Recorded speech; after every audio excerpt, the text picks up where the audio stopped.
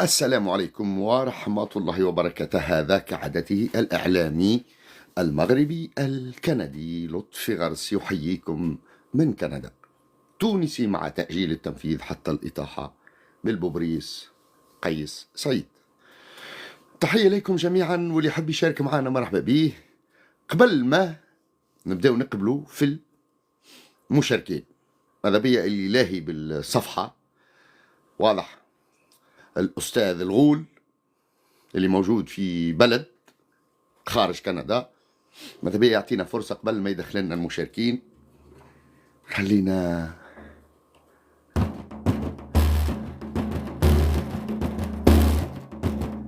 الله يا مولانا، الله الله يا الله مولانا، الله يا مولانا، حل ما يخفك يا الواحد رب. الله يا مولانا، الله الله يا الله مولانا، الله يا مولانا، حل ما يخفك يا الواحد رب. سبحان الحي الباقي، سبحانك يا إله جود علي، سبحان الحي الباقي، سبحانك يا إله جود علي. وبك عمرت شواقي ونحرتي في نواورك مرعية، وبك عمرت شواقي ونحرتي في نواورك مرعية. ولا تجعلني شاقي حرمة والخير لك بالصوفية، ولا تجعلني شاقي حرمة والخير لك بالصوفية. مولاي محمد صلوينا يا ابو عمامة خضرة، مولاي محمد صلوينا يا ابو عمامة خضرة، ونشاهد نور حياتي طوف بالكعبة نزورها ونلبي، ونشاهد نور عياني طوف بالكعبة نزورها ونلبي. وهو وهو وهو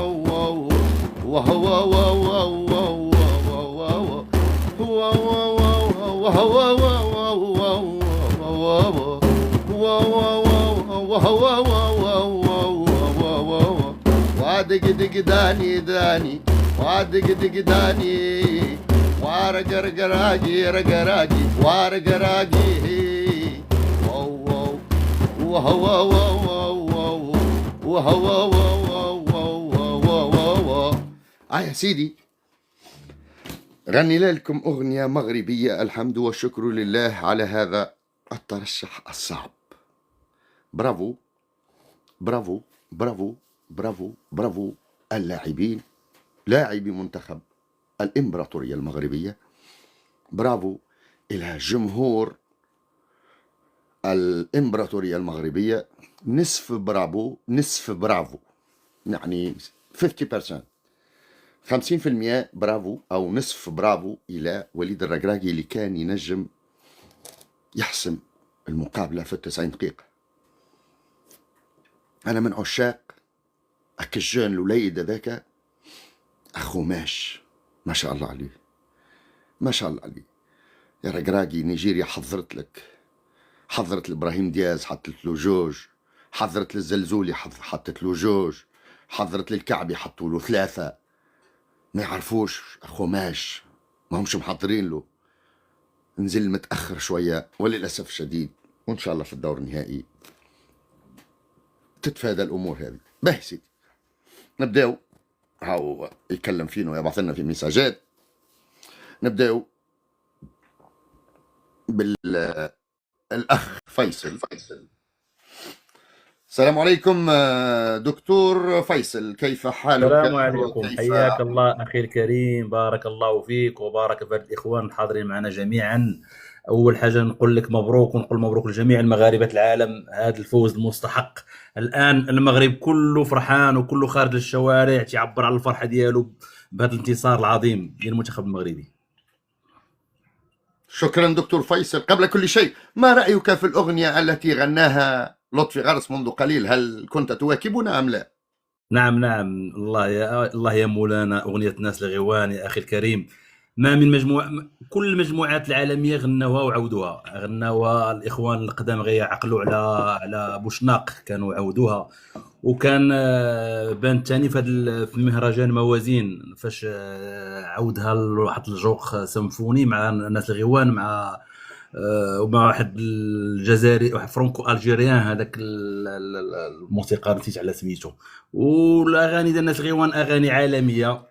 يكفي ان سكورسيز من العشاق ديال هذه المجموعه، نعم المخرج نعم ديال دكتور. جانجس اوف نيويورك، المخرج صراحه مجموعه عالميه وحنا فخورين بهذه المجموعه صراحه. وكل المجموعات الغنائيه من المشاهب، جيل جلاله، الارصاد، السهام، تحيه للجميع صراحه. وبالمناسبة نحب نحيي كذلك الخنيفري هذاك اللي تشوفوا فيه من خنيفرة، اللي يعزف البانجو في الشوارع المغربية، ما شاء الله عليه. نعم نعم، يعزف البانجو في مناطق الشمال، خصوصا في تطوان، مارتيل، هذاك يجيد هذه الاغاني الغيوانيه صراحه. ما شاء الله عليه الخنيفري، اللي تكلمت اخي نشجعوه وما الكريم لقاش قبل حظه. قليل، تكلمت على الياس اخوماش، والقليل من نعم يعرف الياس اخوماش. الياس اخوماش كان لاعب مهاري في اف سي برشلونه لما كان يدربها كزافي نعم هرنانديز، وكان يثبت دائما في القائمه الاساسيه، وكان صغير السن، كان في حدود 17 سنه و18 سنه، وكان لاعب يجيد التوغل ولاعب.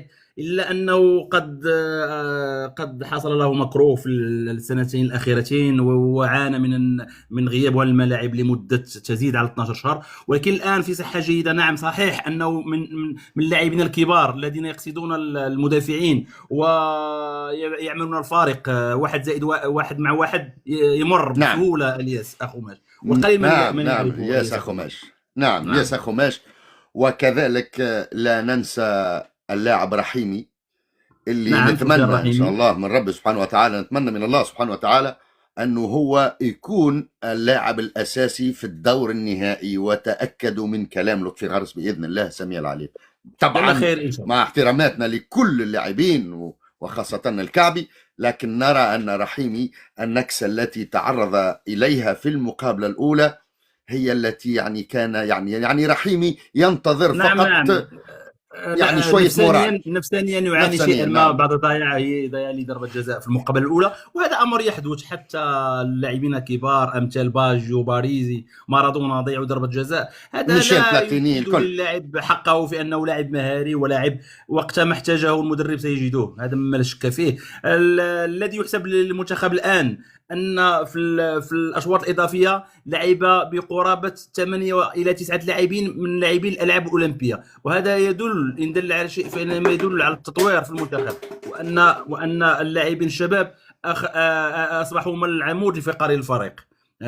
على سبيل المثال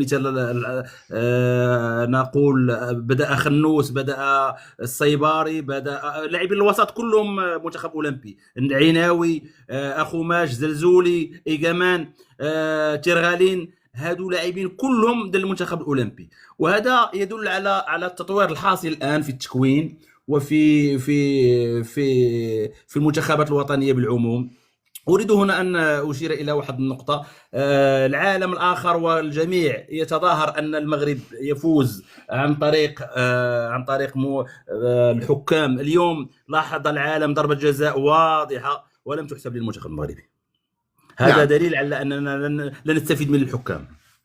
نعم أستاذ دكتور فيصل، لحظة خلينا نكلموا الإخوان اللي يحب يشارك معنا، ماذا بيه معناتها ينزل مرحبا على أخي زر الكريم، المسابقة وتحياتي. مرحبا ويتفضل معنا. خليك معنا دكتور، خليك معنا خليك مرحبا. معنا. بلاي لحظة دكتور، عندي ممكن تتفرج فيا في اللايف، تشوف في صورتي. نعم نعم نشوفك والصوت واضح، كل شيء جيد. أوكي لحظة بالله، خليني نعلم السلطات المحلية. لحظة. طبون واحد من طبون اثنين، في واحد كرغولي بعدوه علينا. نعم في واحد كرغولي بعدوه علينا. واضح. شكرا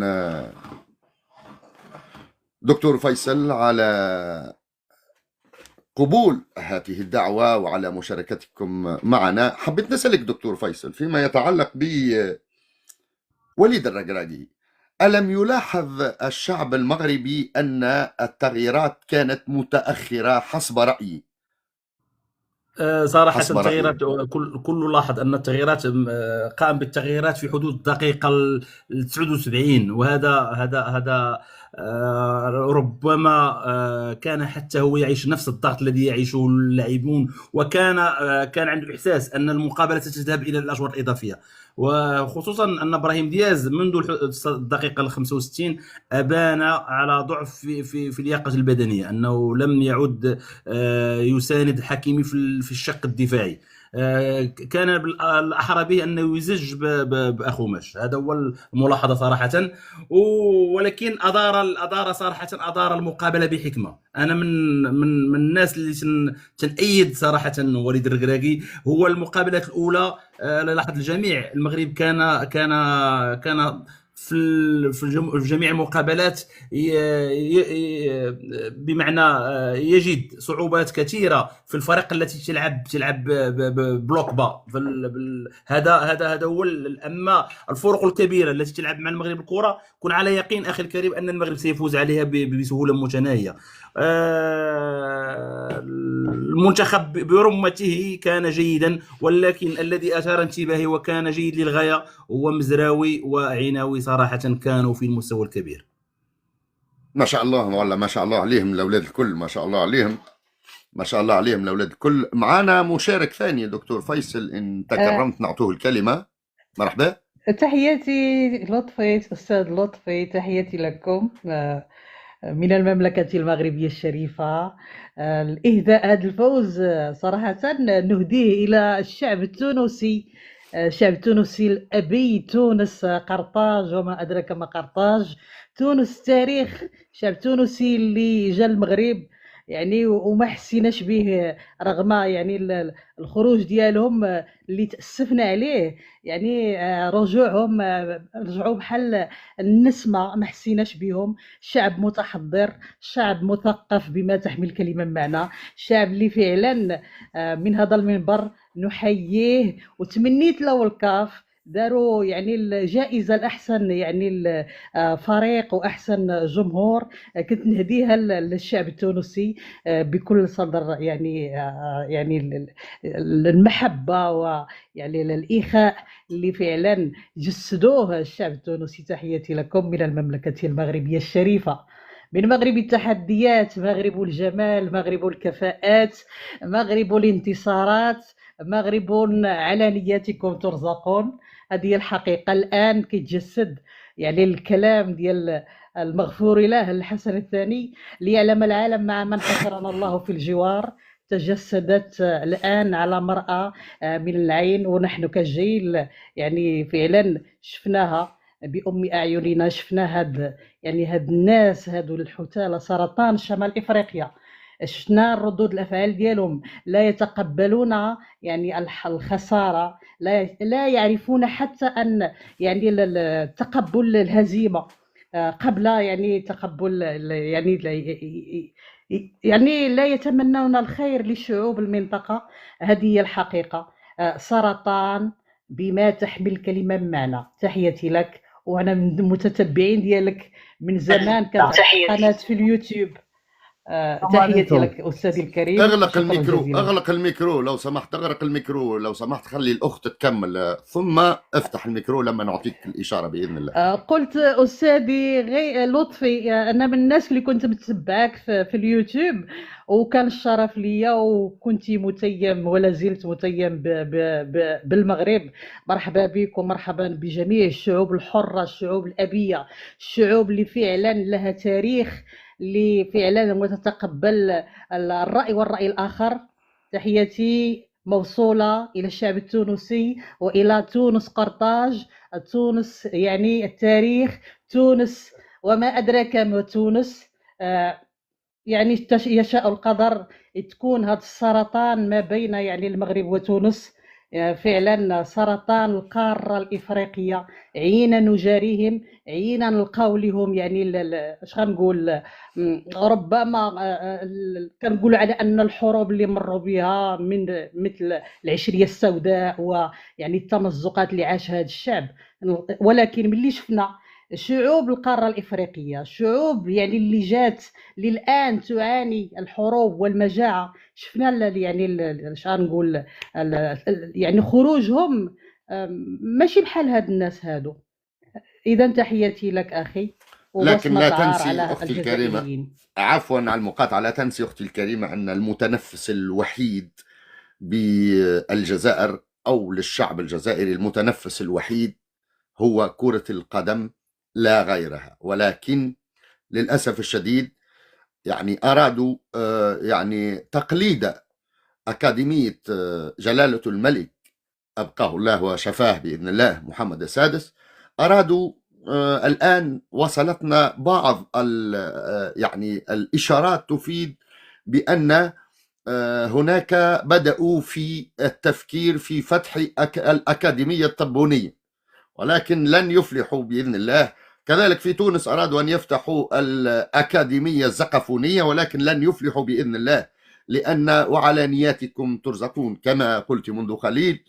ولذا أختي الكريمة إن شاء الله بإذن الله سميع العليم تخلعنا كما تقولوا المغاربة، تخلعنا في هذا الدور النصف النهائي. شكرا للمنتخب النيجيري الذي كان يعني فريق عتيد.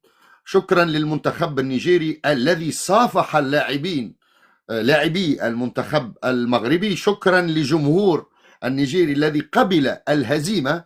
وشكرا كذلك إلى واحد برك لقجع اللي عقدهم وعقد بزاف ديال الزقفونيين بتونس.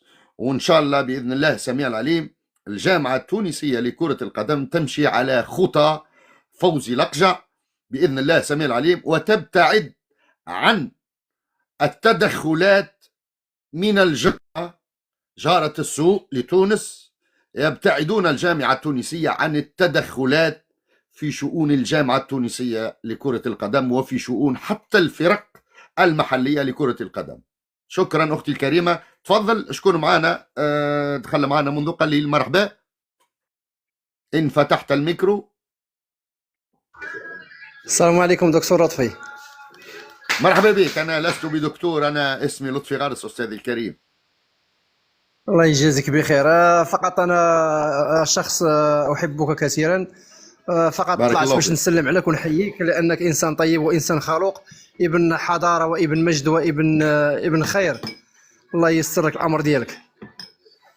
شكرا أستاذي الكريم. عندي سؤال، ما رأيك يعني ما هو رأيك في الخلعة اللي تخلعناها اليوم ووصلنا إلى أن نصل إلى ضربات الجزاء وضربات الحظ كما يقولون؟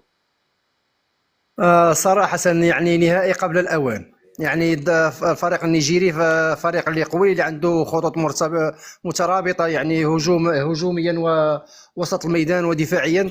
منتخب كبير. لحظة ديالو لحظة سكر الميكرو خلي يكمل الأخ ثم نعطيك الكلمة أستاذي الكريم.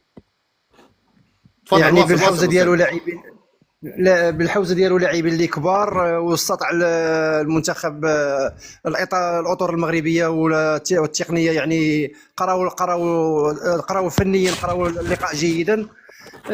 ما استطعناش نسجلوا في بدايه المقابله وفي من بعد في الشوط الثاني، ولكن الحمد لله تاتى الفوز لهذه الامه المغربيه. ومن هذا المنبر كنبغي نحيي الشعب التونسي الشقيق، وكنتمنى يعني كنتمنى واحد من السلطه اللي ما بين الاشقاء التونسيين والمغاربه، نتمنوا له الزوال ان شاء الله. نعم شكرا أستاذي الكريم. بالله اللي بارك الله فيك. شكرا وفيك البركة. اللي ما بعد صديقنا الكريم، هل من تونسيين يمكنهم المشاركة وتهنئة المنتخب المغربي؟ خليلوتي مليك معك. مليك، السلام عليكم مليك. وينك يا خال؟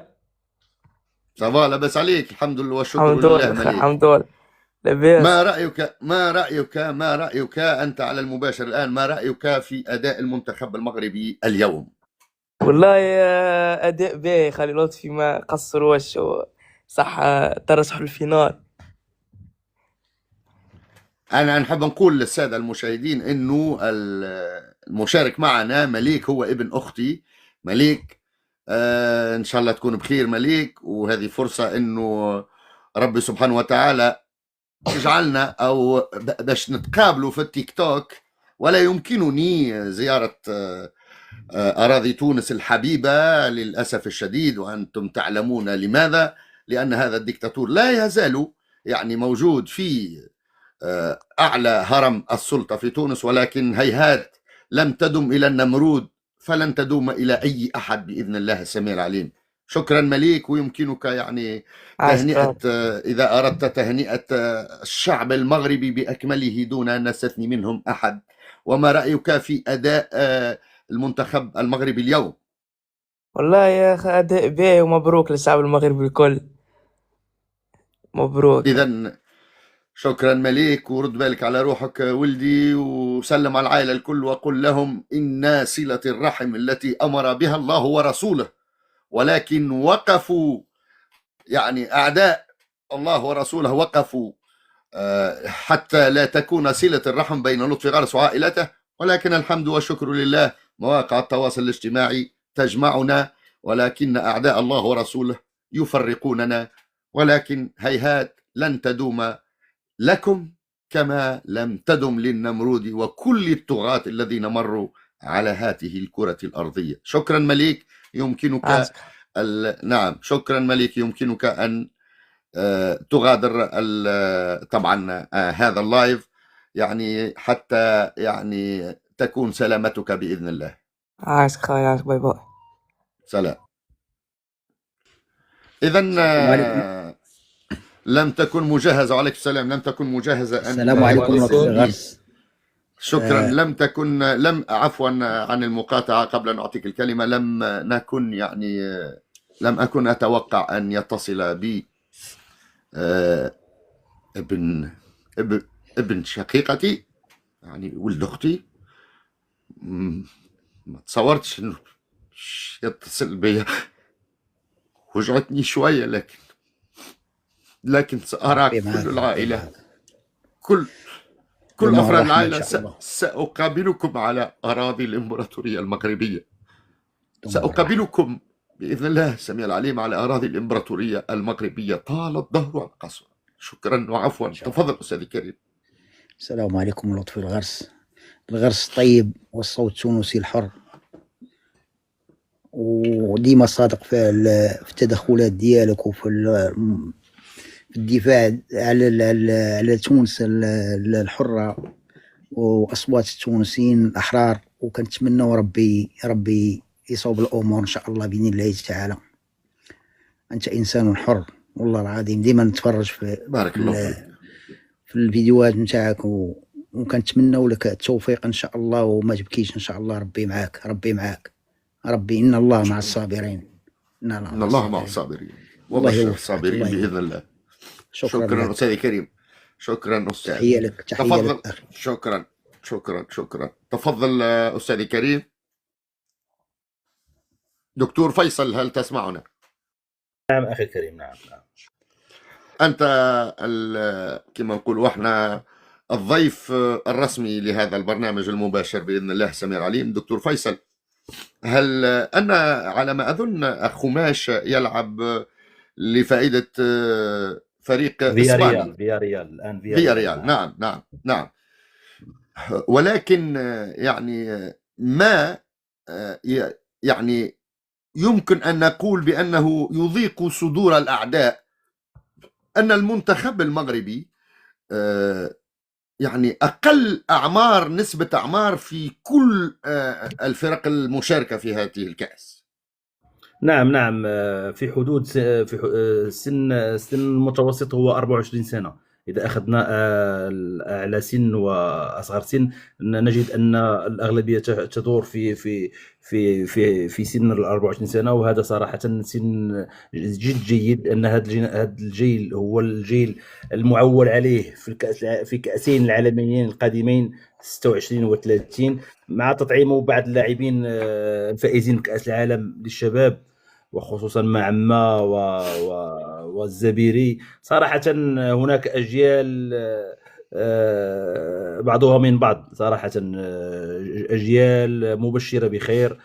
وهذا يرجع صراحة للرؤية الملكية منذ سنة 2008 مع المناظرة الكبرى التي أقيمت في المغرب، وعلى إثرها تم إنشاء أكاديمية محمد السادس التي سهرت وثابرت في تكوين هذه الأجيال مع تطعيمها ببعض اللاعبين الدوليين المغاربة الذين ينشطون في دوريات كبرى.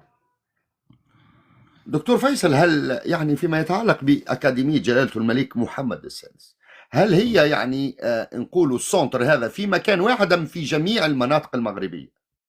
سؤال جيد جدا. هو الانطلاقه كان باكاديميه محمد السادس، هي الاكاديميه المركزيه التي توجد بصراحه بسلا، ومن خلالها تم توزيع اكاديميات اخرى. فهناك اكاديميه بالسعيديه تغطي مناطق الشرق، واكاديميه ببني ملال تغطي المناطق الوسطى، وعلى ما اظن في الطريق اكاديميه اكادير. هناك اربع اكاديميات جهويه تقوم بالبحث عن المواهب والسهر عليها بنظام التعليم ودراسه ورياضه. نعم نعم. فيما يتعلق بمن أضفناهم الآن، يمكنك إغلاق الميكرو لو تكرمت؟ هل يمكن إغلاق الميكروفون حتى لا تزعج المتدخلين لو تكرمت؟ واصل دكتور فيصل، تفضل. نعم، قلت لك أخي الكريم، اللبنة من لبنات بناء هذا الصرح كانت هي الأكاديمية، ومن ثم الجامعة ارتأت أن تقوم بتوزيع أكاديميات أخرى على جهات المملكة. فهناك أكاديمية بالسعيدية، على حد علمي صراحة، وأكاديمية ببني ملال، وعلى ما أظن هناك أكاديمية في الجنوب أكادير على ما أظن. هذه الأكاديميات تعمل بنظام تعليم ودراسة مما يخول التلاميذ الرياضيين أن يواكبوا ويجمعوا بين الدراسة وتعليم كرة القدم. شكرا دكتور. الذي يعني قبلناه منذ قليل، تفضل أستاذ الكريم، يعني واحد بواحد يعني طبعا. ألو ألو ألو، السلام عليكم. نعم أستاذي، نعم تفضل.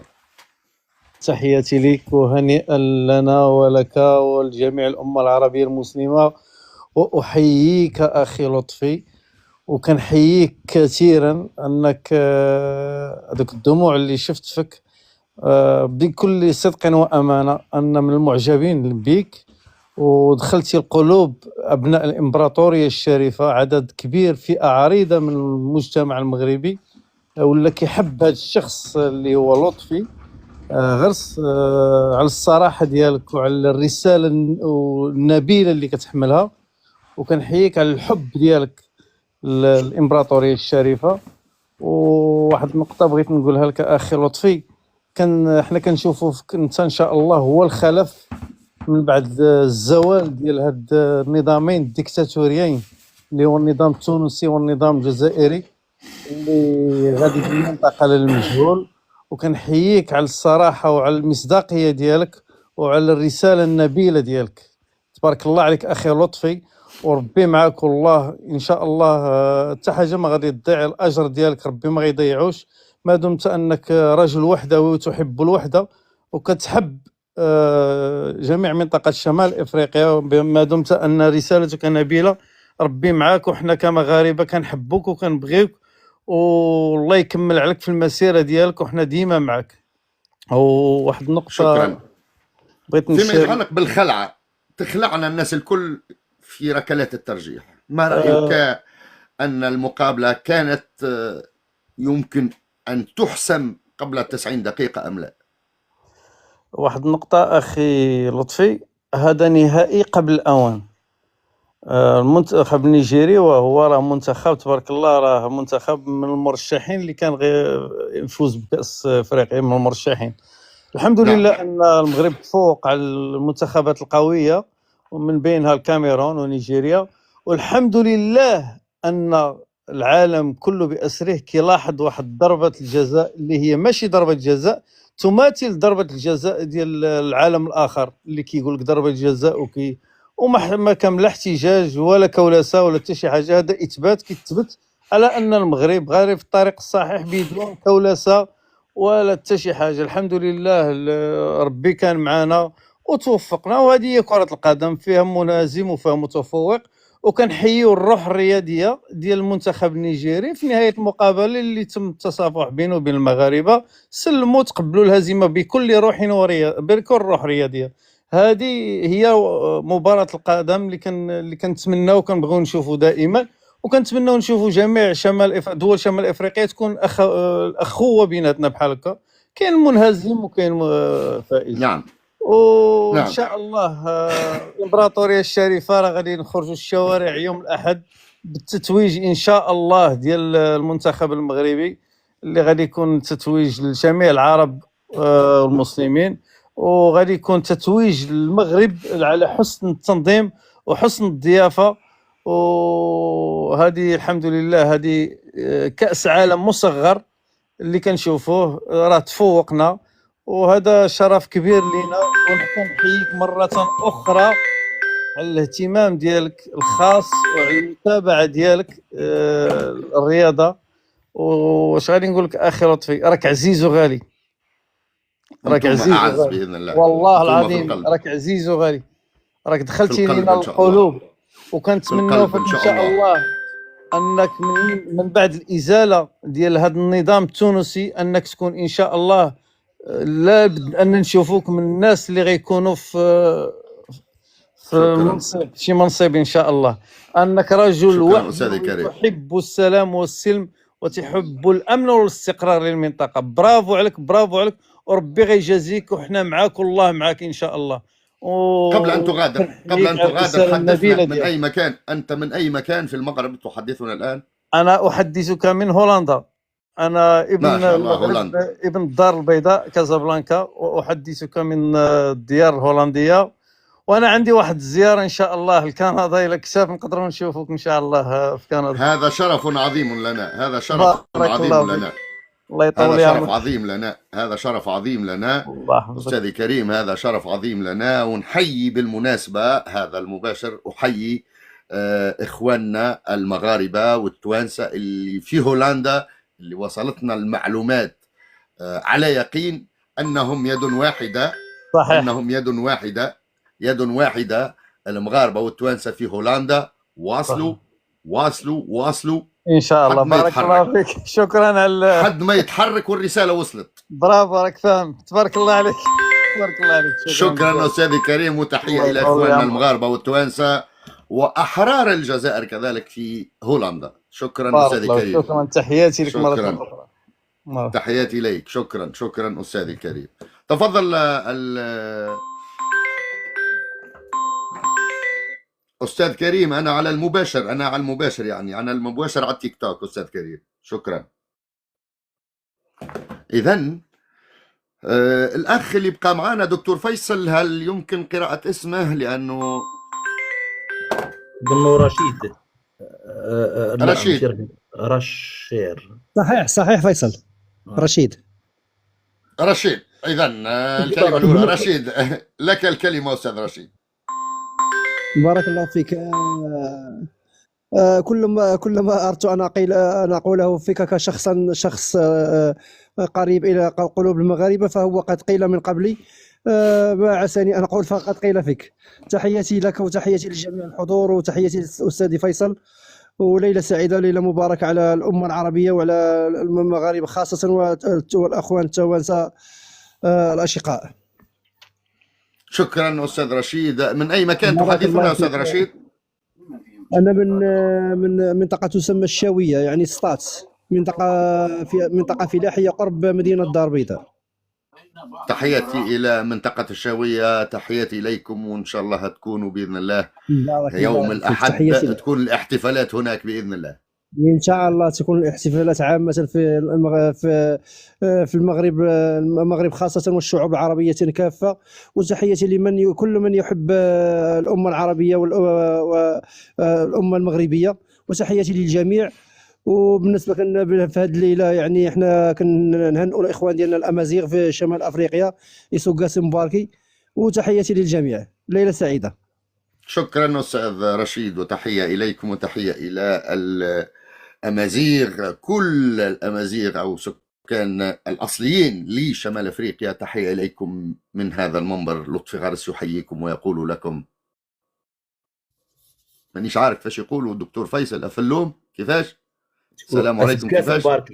أسقاس مباركي. أسقاس مباركي. أسقاس مباركي. تحية أسقاس مباركي، والفاهم يفهم. إذا معنا الأخ اللي قبلناه منذ قليل. تفضل أستاذ الكريم. الو السلام ألو عليكم. أستاذ. وعليكم السلام ورحمة الله وبركاته. من معنا قبل كل شيء ومن أي مدينة؟ معكم فيصل من كندا. فيصل من كندا، مرحبا بك. عندنا الدكتور فيصل من أكادير، وهو من أصيلي طبعا مراكش، هذا مما لا شك فيه. ومعنا الأستاذ فيصل من كندا. مرحبا بك من كندا أستاذ فيصل. الله يبارك فيك، شكرا بزاف. ما رأيك فيما يتعلق بالخلعة اللي تخلعناها اليوم، فيما يتعلق بالمقابلة؟ نقول لك دوزنا واحد 2.5 ساعة ديال الستريس. احنا المغاربه هكا دايرين، كنموتوا على الدرابو ديالنا، كنموتوا على شي حاجه سميتها المغرب، وهذا الشيء ما يعرفوا الا اللي مسكين مهاجر خاوي البلاد ما كيعيش في المغرب، هو اللي كيحس بهذا الاحساس، لانه هو احساس ما سهلش باش تفرح وانت بعيد، ما انتش في بلادك، شويه كتكون قاصحه. المهم عشنا واحد 2.5 ساعة، انت راك عارف الديكالاج ديال لوطون بين المغرب وبين كندا. حنا تفرجنا في الماتش هنا مع 2 ديال العشيه، 3 الساعه 3 مساء. وكيكون الانسان هنا راك عارف خدام وهذه. المهم ماشي بحال نفس الاحساس ملي كتكون في بلادك. المهم فرحونا دوك السبوعه، الله يجازيهم بخير والله يرحم لهم الوالدين. وش غنقول لك، الله الوطن الملك، وعاش المغرب وعاش الملك ديالنا، وشكرا. شكرا أستاذ فيصل، تحية إليك وإلى كل أحرار وحرائر الإمبراطورية المغربية، وكذلك كل أحرار وأحرار تونس في جميع أنحاء المعمورة. فيصل من أي مكان من كندا؟ مانيتوبا. ما شاء الله، مانيتوبا بعيدة شوية علينا، على مدينة مونتريال. بعيد أستاذ فيصل، بعيد. هل لكم بين قوسين يعني البعض من الويست بتاع كندا، هل هناك خدمات قنصلية هناك أم؟ لأنه سمعت أنهم يفكرون في فتح قنصلية في الويست، في إدمونتون أو في مكان آخر. هل وصلتكم هذه المعلومات؟ وصلتنا المعلومة، ولكن لحد الآن باقي ما كاين والو. كاينه في جو بونس كاينه في اونتاريو، هنا في مانيطوبا ما كاين والو، يعني في الويست ان شاء الله. ان شاء الله ان شاء الله. انا وصلتني بعض المصادر تفيد ان وزارة الخارجية للإمبراطورية المغربية تفكر في فتح قنصلية في الويست نتاع كندا، على ما أظن أنها في إدمونتون، مدينة إدمونتون. وإن شاء الله بإذن الله باش تفرح بها الجالية المغربية في مدينة إدمونتون، لأنه اللي باغي يغير جواز السفر أو عنده يعني أوراق إدارية لازم تكون ممضاة من القنصلية، يتعذبوا مساكن. لأن نحب نقول إلى سيد ناصر بوريتا الذي ينتهج السياسة البوريتية التي ستدرس بإذن الله في الجامعات، أن كازابلانكا أقرب في كندا، كازابلانكا أقرب من فانكوفر. تأكدوا، شوفوا الاتساع والمساحة متاع كندا. ولذا إن شاء الله من هذا المنبر نطالبوا السيد ناصر بوريتا بفتح قنصلية لإخواننا المغاربة اللي هما بلغوا في الويست متاع كندا، بلغوا تقريبا أكثر من 25,000 مغربي، يعني كندي من أصل مغربي أو مغربي في الويست 35,000. للأسف الشديد كلهم لازم ياخذوا الطائرات وياخذ أسبوع من العمل بتاعه باش يجي لمونريال. إن شاء الله بإذن الله سيد ناصر بوريتا يسمع الفيديو هذا ولا أبعثه له وقولوا له لطفي غارس سلم عليك، وقال لك كيفاش يقولوها بالأمازيغي أستاذ دكتور فيصل، عفوا اسقاس مباركي. اسقاس مباركي. اسقاس مباركي، ناصر بوريطة، قنصلية في الويست متاع كندا، مدينة ادمونتون، باذن الله السميع العليم. وشكرا استاذ باذن فيصل. الله. عفوا يا سيدي، مشكورين. عفوا، مشكور استاذي. معانا الاخ اللي معانا استاذ فيصل، يمكن الديكونكتي ولا اذا كان قادر، ولا نعمل لك انا اوكي ديكونيكسيون كوم تو فو، سي بون. اوكي باهي يا سيدي. معانا الاخ اللي مع الدكتور فيصل، مرحبا. شكرا. السلام عليكم. بعد أولا سي لطفي غرس الصحفي المرموق، الغني عن وعليكم السلام. الغني عن التعريف بحبه للمغرب والمغاربة، والمغرب والمغاربة يبادلونك الحب وكل الحب. ومن خلالك، من خلال منصتك، أحيي الشعب التونسي المرموق. أحيي الشعب التونسي، تونس الخضراء، التونس الذين دخلوا باحترام وخرجوا باحترام وتركوا لنا بصمة الاحترام. الاسم الكريم استاذي، الاسم الكريم، نريد التعرف على الاسم الكريم. عمرو التغلبي من فرنسا. مرحبا بك ومرحبا باهالينا واهالي الامبراطوريه المغربيه الشريفه في الاراضي الفرنسيه، وكذلك احرار وحرائر تونس، وكذلك احرار وحرائر الجزائر الذين هم في فوق الاراضي الفرنسيه. نحييهم بالمناسبه. لطفي غرس يحييكم ويقول لكم أكيد كل التحية. باذن الله، باذن الله للظلم نهايه كما وعدنا الرحمن سبحانه وتعالى. تفضل استاذ، ما رايك في الخلعه ديال اليوم؟ احنا موضوعنا اليوم الخلعه اللي تخلعناها، اللي كان وليد الرقراقي لو لم يتاخر في التغييرات لحسمت المقابله في 90 دقيقه باذن الله. والله يا اخي لطفي وصلت القلوب الحناجر. الحمد لله. لا باس، لا انكر ولا مغربي ينكر هذا.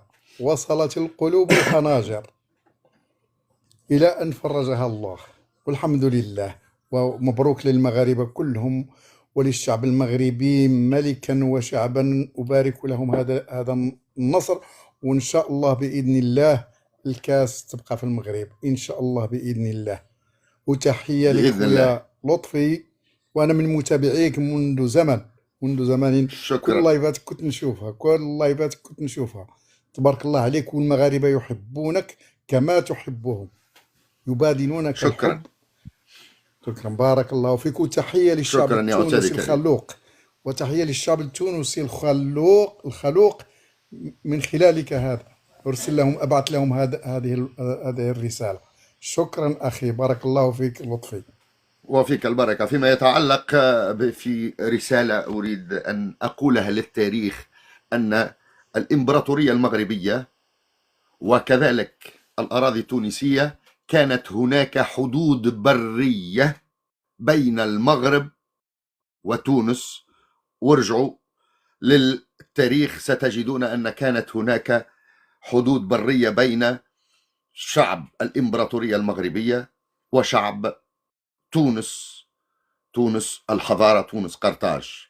نعم هكذا، وسنعود بإذن الله لو لم يقم الاستعمار بتفريق تونس والمغرب حتى يضع حراس يلونه، ونسوا الكبرنات، نسوا ما قال الله سبحانه وتعالى: ولا تركنوا إلى الذين ظلموا ليمسكم العذاب. إن شاء الله تفيقوا بالقرآن الكريم وكيفاش ربي خاطب فيكم، وإن شاء الله يكون فيكم شيخ يفقه قليلا القرآن ليقول لكم: الله أمركم بأن تكونوا رحماء بينكم، مع الشعب المغربي، مع الشعب التونسي، مع الشعب الليبي، مع كل الشعوب الإسلامية، وأشداء على من قبلتم كتفيه ومن قبلتموه، وأقصد ماكرون.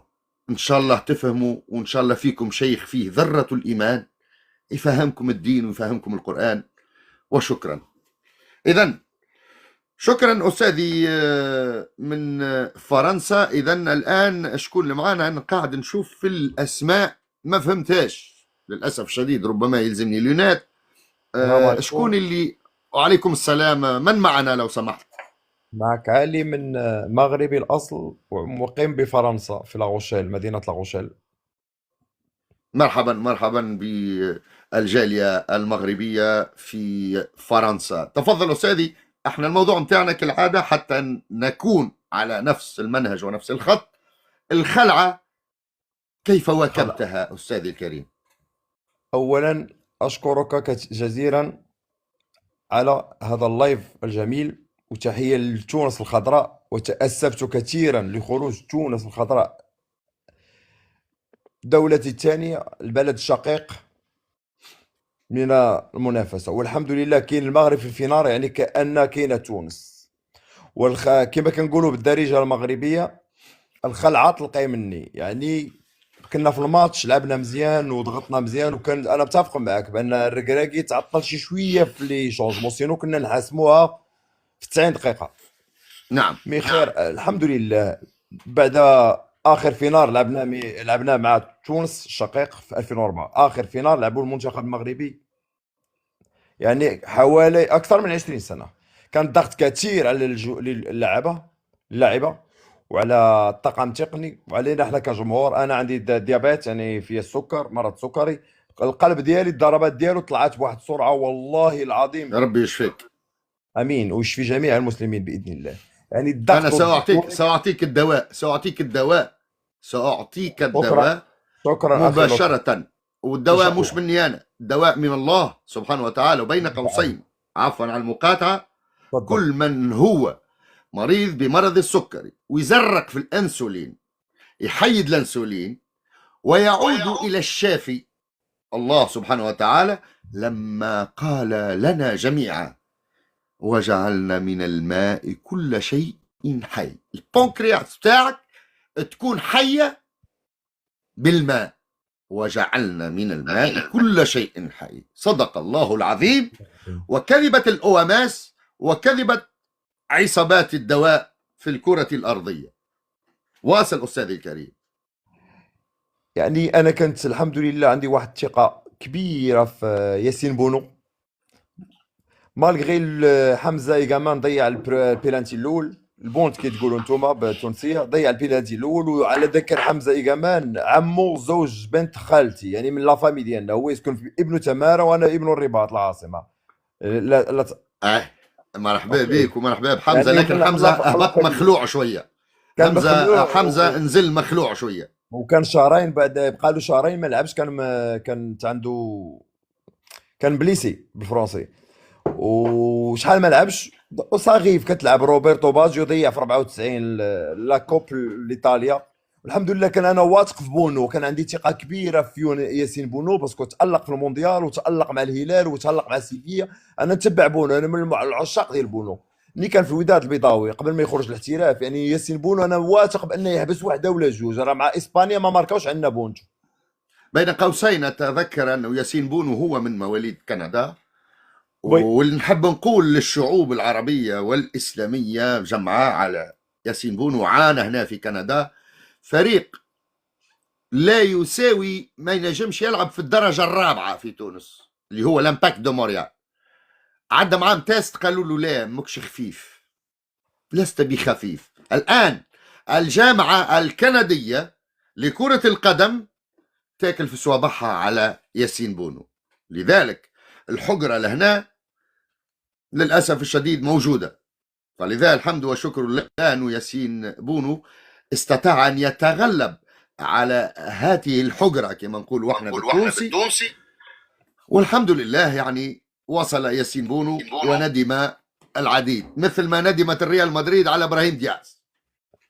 نفتح لك واحد القوسي اخ لطفي من المفارقات، من الصدف كما نقولوا، يعني اول لقاء رسمي لياسين بونو مع الوداد البيضاوي لعب الفينال روتور ضد الترجي التونسي، خسرنا 1-0. كان ماركا واحد. لا لا لا لا لا لا, لا. لعبته، عفوا استاذي نقاطعك على المكان، لعبته ضد الترجي الرياضي التونسي، ولعبته ضد الفار المكسر، ولعبته ضد عدة اشياء.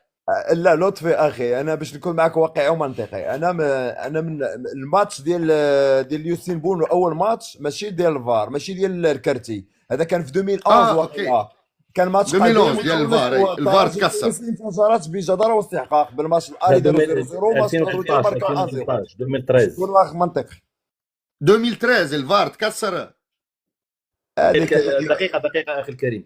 ياسين تفضل. بونو كان حارس للوداد، وكان حارس ثاني، وكان النادي المغربي كان أخذ كارطون كارت أحمر في الروتور. حبس بونو في 2013. صراحة كان لقاء شيق، وتماركا عليه بيت، كماركا واحد اللاعب افريقي مدافع ديال من الترجي. غانا. اما حادثة الفار فكانت 2019. وي سي سا، وي سي با لا ميم ماتش. هذيك 2013 انا خطأت في العام، لاني اتذكر جيدا الصورة التي كانت مباشرة بين لقجع وبين حمدي المدب رئيس الترجي الرياضي التونسي. لما شفت الصورة ذيك وشفت لقجع كيفاش يشوف وكيفاش الظلم اللي تعرضت له الوداد، وي ما حملتش ولو اني تونسي، ولكن الظلم عيب. الفار وصلت من مصادرنا انهم قاموا نقولوا بالمغربي خسروا الفار، كسروه الفار حتى لا يعود الحكم. ولكن للأسف الشديد كانت هناك كولسة كبيرة.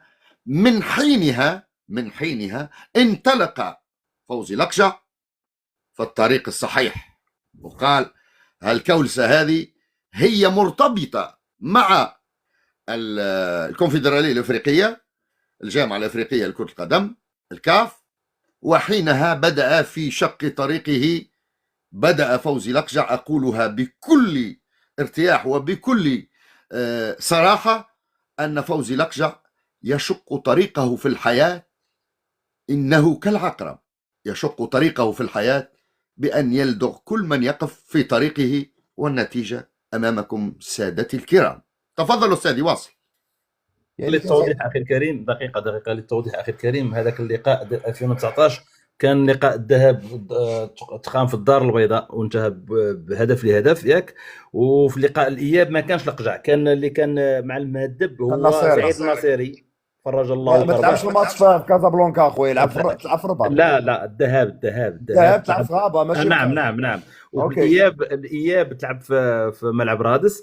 غير الاشاره ان المهدب راه كان هو رئيس لجنه التحكيم في الكونفدراليه، وكان يسول ويجول بالتحكيم. في اللقاء الذهاب كان الفار، وفي لقاء الاياب لم يكن الفار. والذي اثار انتباهي انا هو عميد الفريق الشلماني ديال الترجي، فاش استضافوه بعض البلاطوات. الشمام بعد تصادفوا بعض البلاطوات يقول لهم راه الحكم اخبرنا بانه ما كاينش الفار. تقول لي كيف اخبركم؟ تيقول لي قال لنا راه نون فار، واللاعب الوداد ما جابوش نون فار. واش نون فار؟ جاي لك نون فار لا يفهم حتى واحد. نعم ممكن إغلاق الميكرو لما يتكلم بشر غيرك، يعني المشاركين معنا ماذا بيا يغلقوا الميكرو حتى نعطيهم الكلمة. أستاذي من فرنسا واصل، فيما يتعلق بين قوسين أردت فتحها منذ قليل، وعفوا على المقاطعة. لا ما كاينش مشكل اخ قاطعني، يعني شارك معي الفكره، باسكو انا غنرجع للماتش ديال المغرب ديال اليوم، بان من بعد 21 سنه ما وصلناش للفينال، وهذا من فضل من الله ومن الخدمه ديال السي القجع، ومن الخدمه ديال سيدنا الله يطولنا في عمره الملك محمد السادس، الله يطولنا في عمره، الله يشافيه من المنبر ديالك السي لطفي، والشعب المغربي، يعني الجمهور اللي كانوا في التيران بوساو الدراري مزيان، ونا بيان ميغيتي. واحد الميساج اللي بغيت نوصلو بين قوسين، بدون سياء لاي شعب، حنا كل شيء كيتهمنا بالتحكيم. كون كان الحكم والقجع كيخدم الكولاسه، كون راه المغرب عنده 4-5 كوب دافريك، باش نكونوا واضحين. نعم ضربة جزاء اليوم واضحة، ضربة جزاء واضحة الحكم.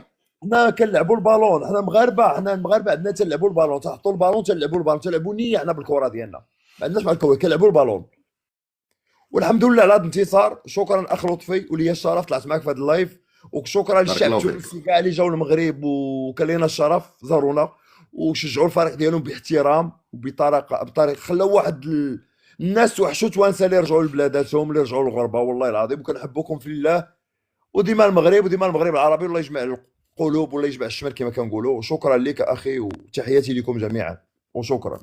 شكرا أستاذي الكريم، تحية إليك وإلى كل أحرار وحرائر الإمبراطورية المغربية، وكذلك أحرار وحرائر تونس على أراضي فرنسا وأراضي أوروبا بإذن الله السميع العليم. بالرغم من أن البوبريس المنقلب بتونس أمضى على مع الاتحاد الأوروبي أنهم تسهيلات كبيرة لترحيل إخواننا من التونسيين اللي يعلم بهم ربي سبحانه وتعالى في أوروبا كيف يعانون وكيف يكسبون قوتهم بالرغم من كل المصاعب التي تعترضهم.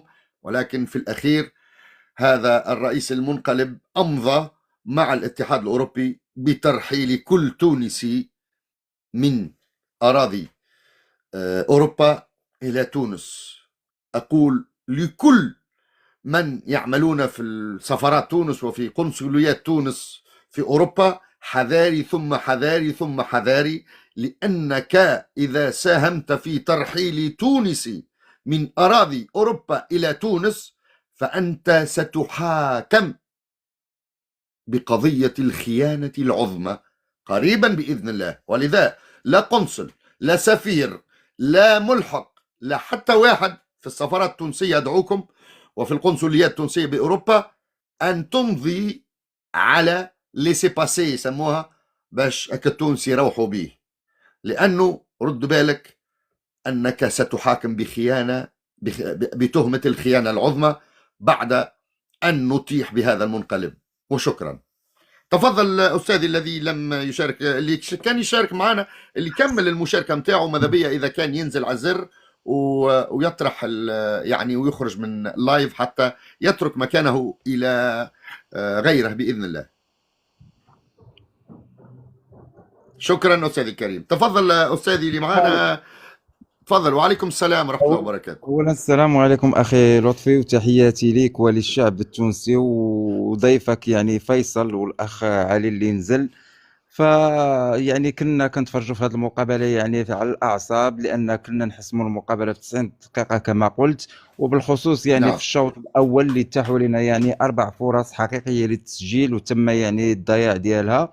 فهذه هي كره القدم. فكون سجلنا في الشوط الاول كنا غنتحكموا في مجريات المقابله، والحمد لله يعني تأتى لنا التأهل، وحتى يعني اللاعبين قاموا بواحد المجهود اللي هو كبير، واوقفوا المنتخب النيجيري اللي كان منتخب يعني منظم يعني في وسط الملعب، وتفيزيكمو كان متفوق يعني على المنتخب المغربي.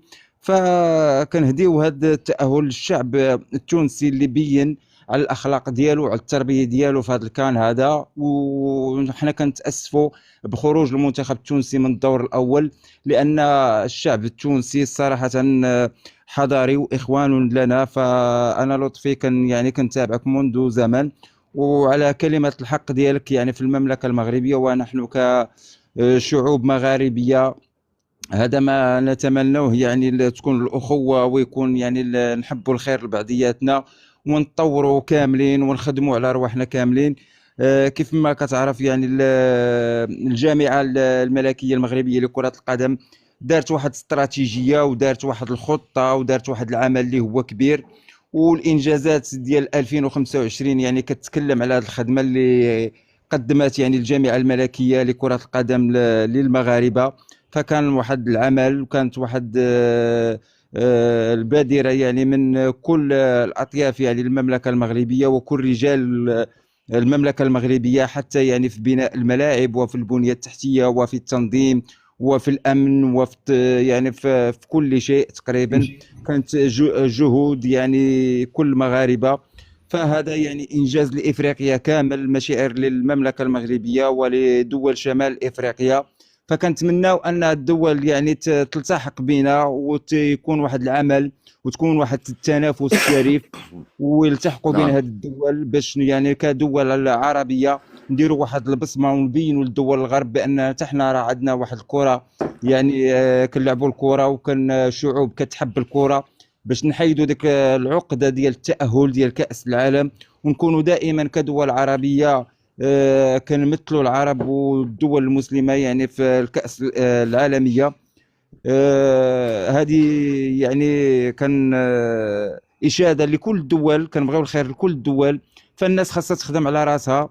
وهذا التاهل كنهديه للجميع يعني الدول العربيه كيف ما كيشجعونا، وشفنا يعني الدول العربيه كانت معنا يعني كلها في المونديال ديال قطر 2022 اللي بقى يعني بقات واحد البصمه مغربيه كبيره يعني في كاس العالم. فكان هذه التحيه ليك اخويا لطفي، وكنشكرك يعني على كلمه الشكر للمملكه المغربيه. ونحن كمغاربه وتونسيين بطبيعه الحال لدينا تاريخ نظيف ومشترك يعني وعلاقات تاريخيه جيده، فتنتمنى ونتوحدوا ونبغيو الخير لبعضياتنا باش نكونوا يد في يد. خصنا نطوروا يعني من نفوسنا، لا في المجال الرياضي ولا في المجال الاقتصادي ولا في حتى في البنيه التحتيه.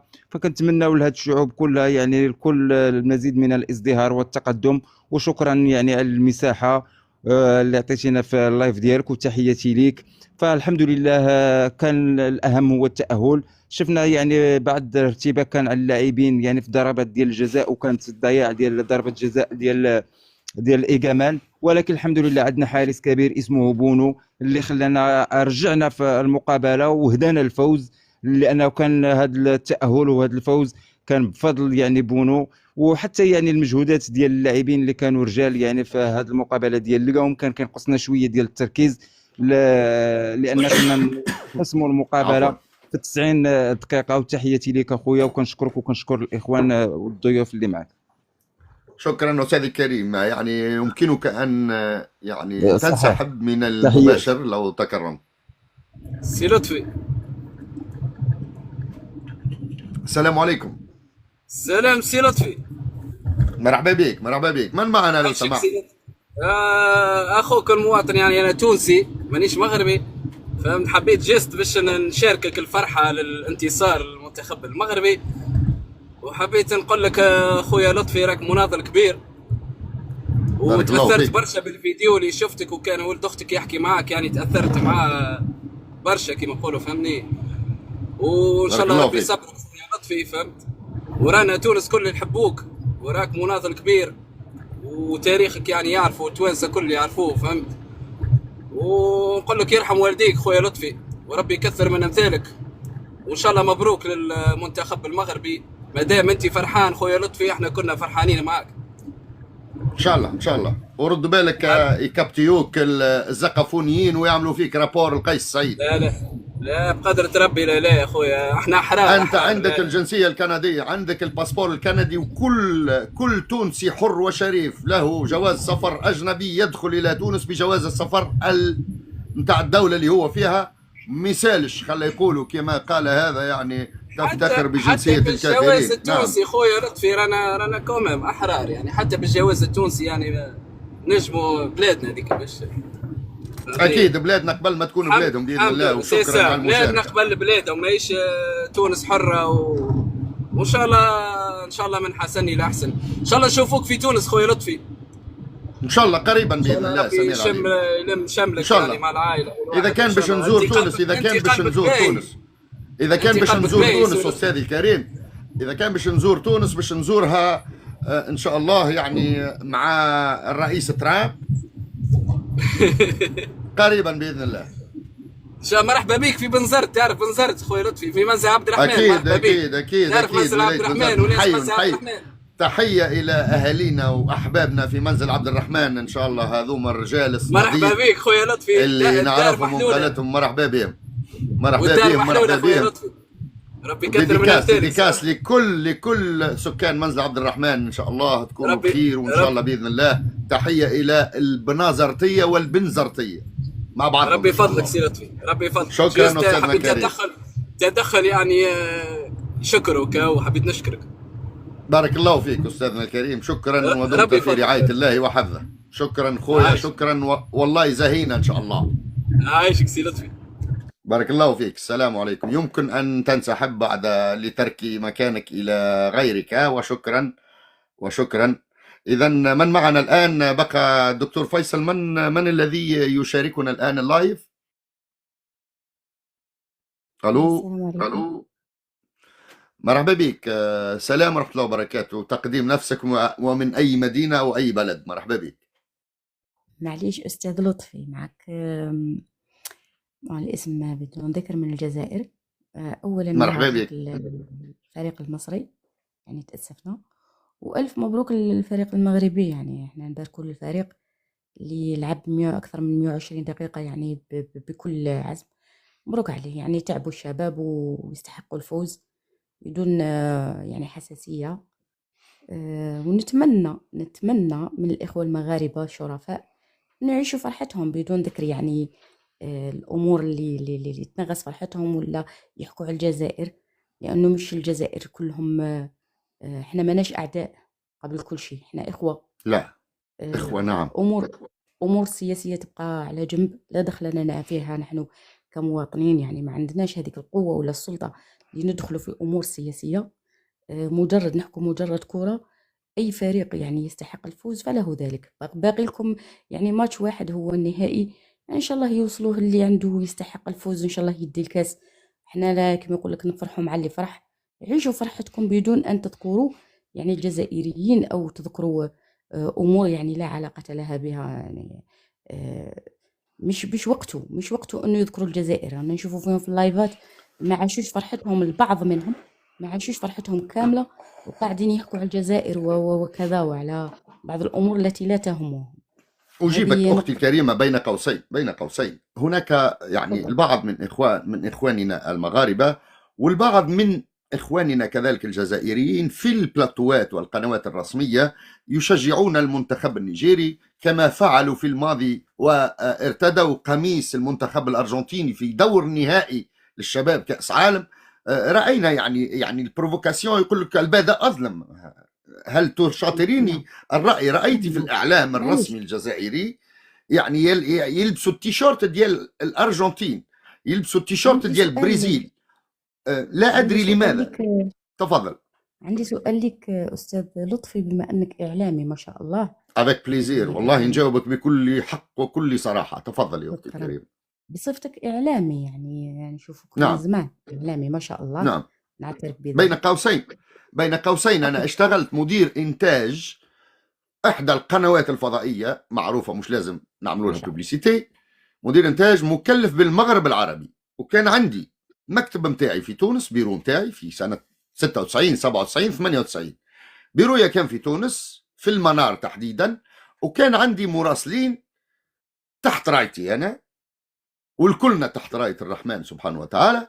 كان عندنا توفيق وحيد، كان عندي توفيق وحيد في الجزائر، تقرين الصغير كذلك، فاطمة تواتي من المغرب، زوجها محمد عزاوي مراسل رياضي، وخالد نجاح في تونس، وقتاتا في تونس كذلك، ومجموعة من الإخوان كمحمد أمين والدباء في موريتانيا. وكانوا كلهم هالمراسلين هذوما يخدموا تحت إدارة لطفي غرس لما كنت مدير إنتاج مكلف بالمغرب العربي. ولذا الجزائر أعرفها. وحتى نزيد نقول لك أختي الكريمة، سلمين على أختنا خديجة بن جنة.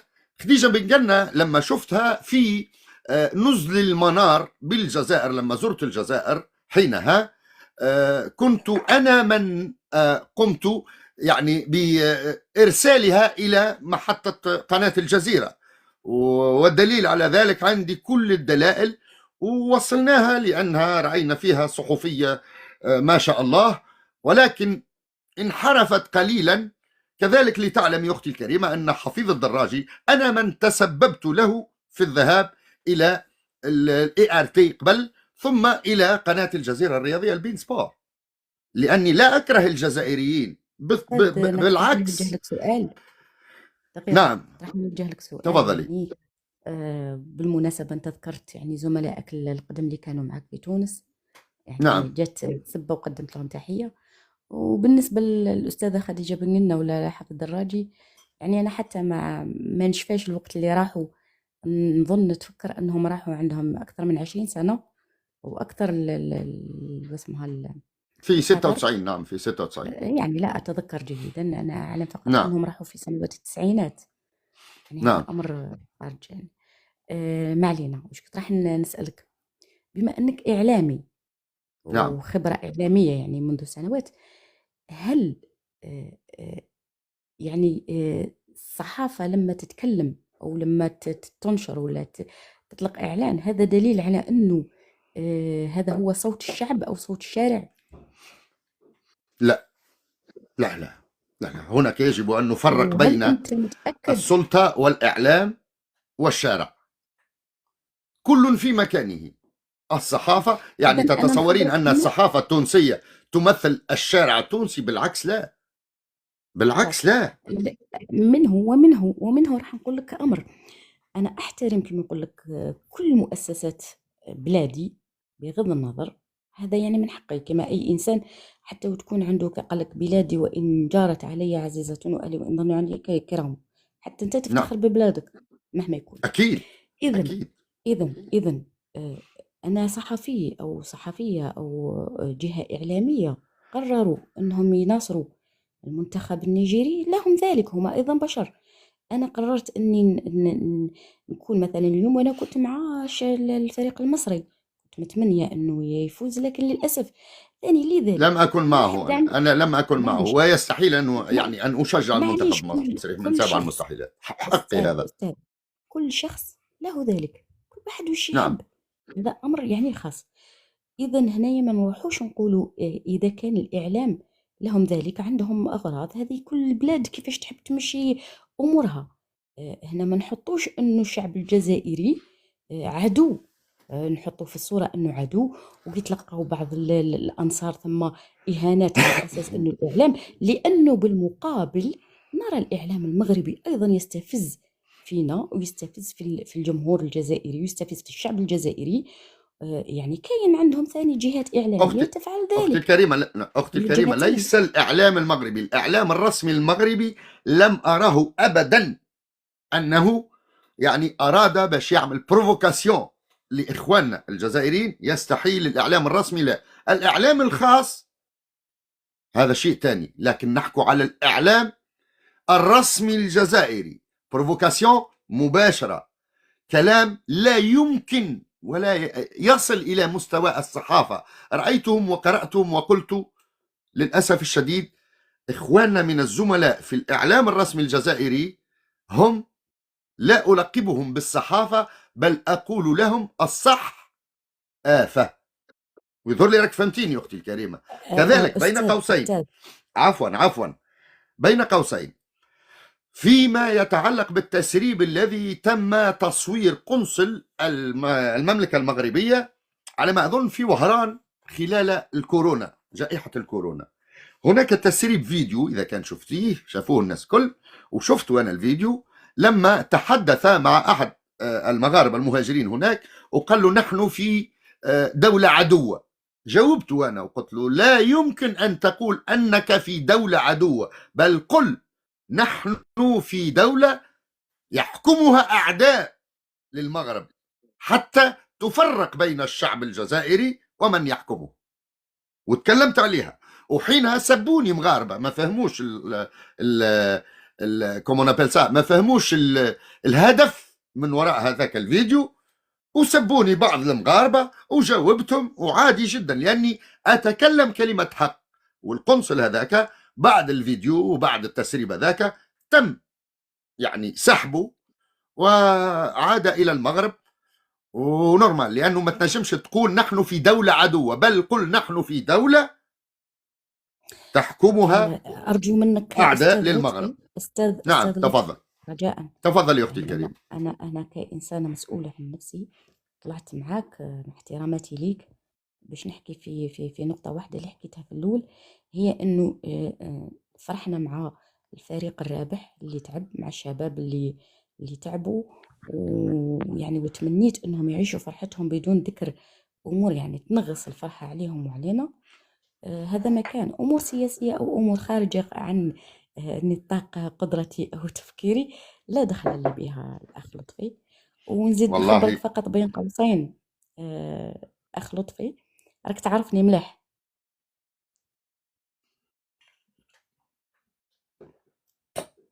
الحمد لله مانيش متزوج، سينو نبات لبرا اليوم في الثلج موان 30.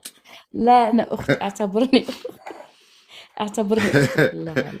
بارك الله فيك، بارك الله فيك. شكرا. والله شكرا. والله والله كلام رائع، والله كلام رائع من حرة من حرائر الجزائر الحبيبة.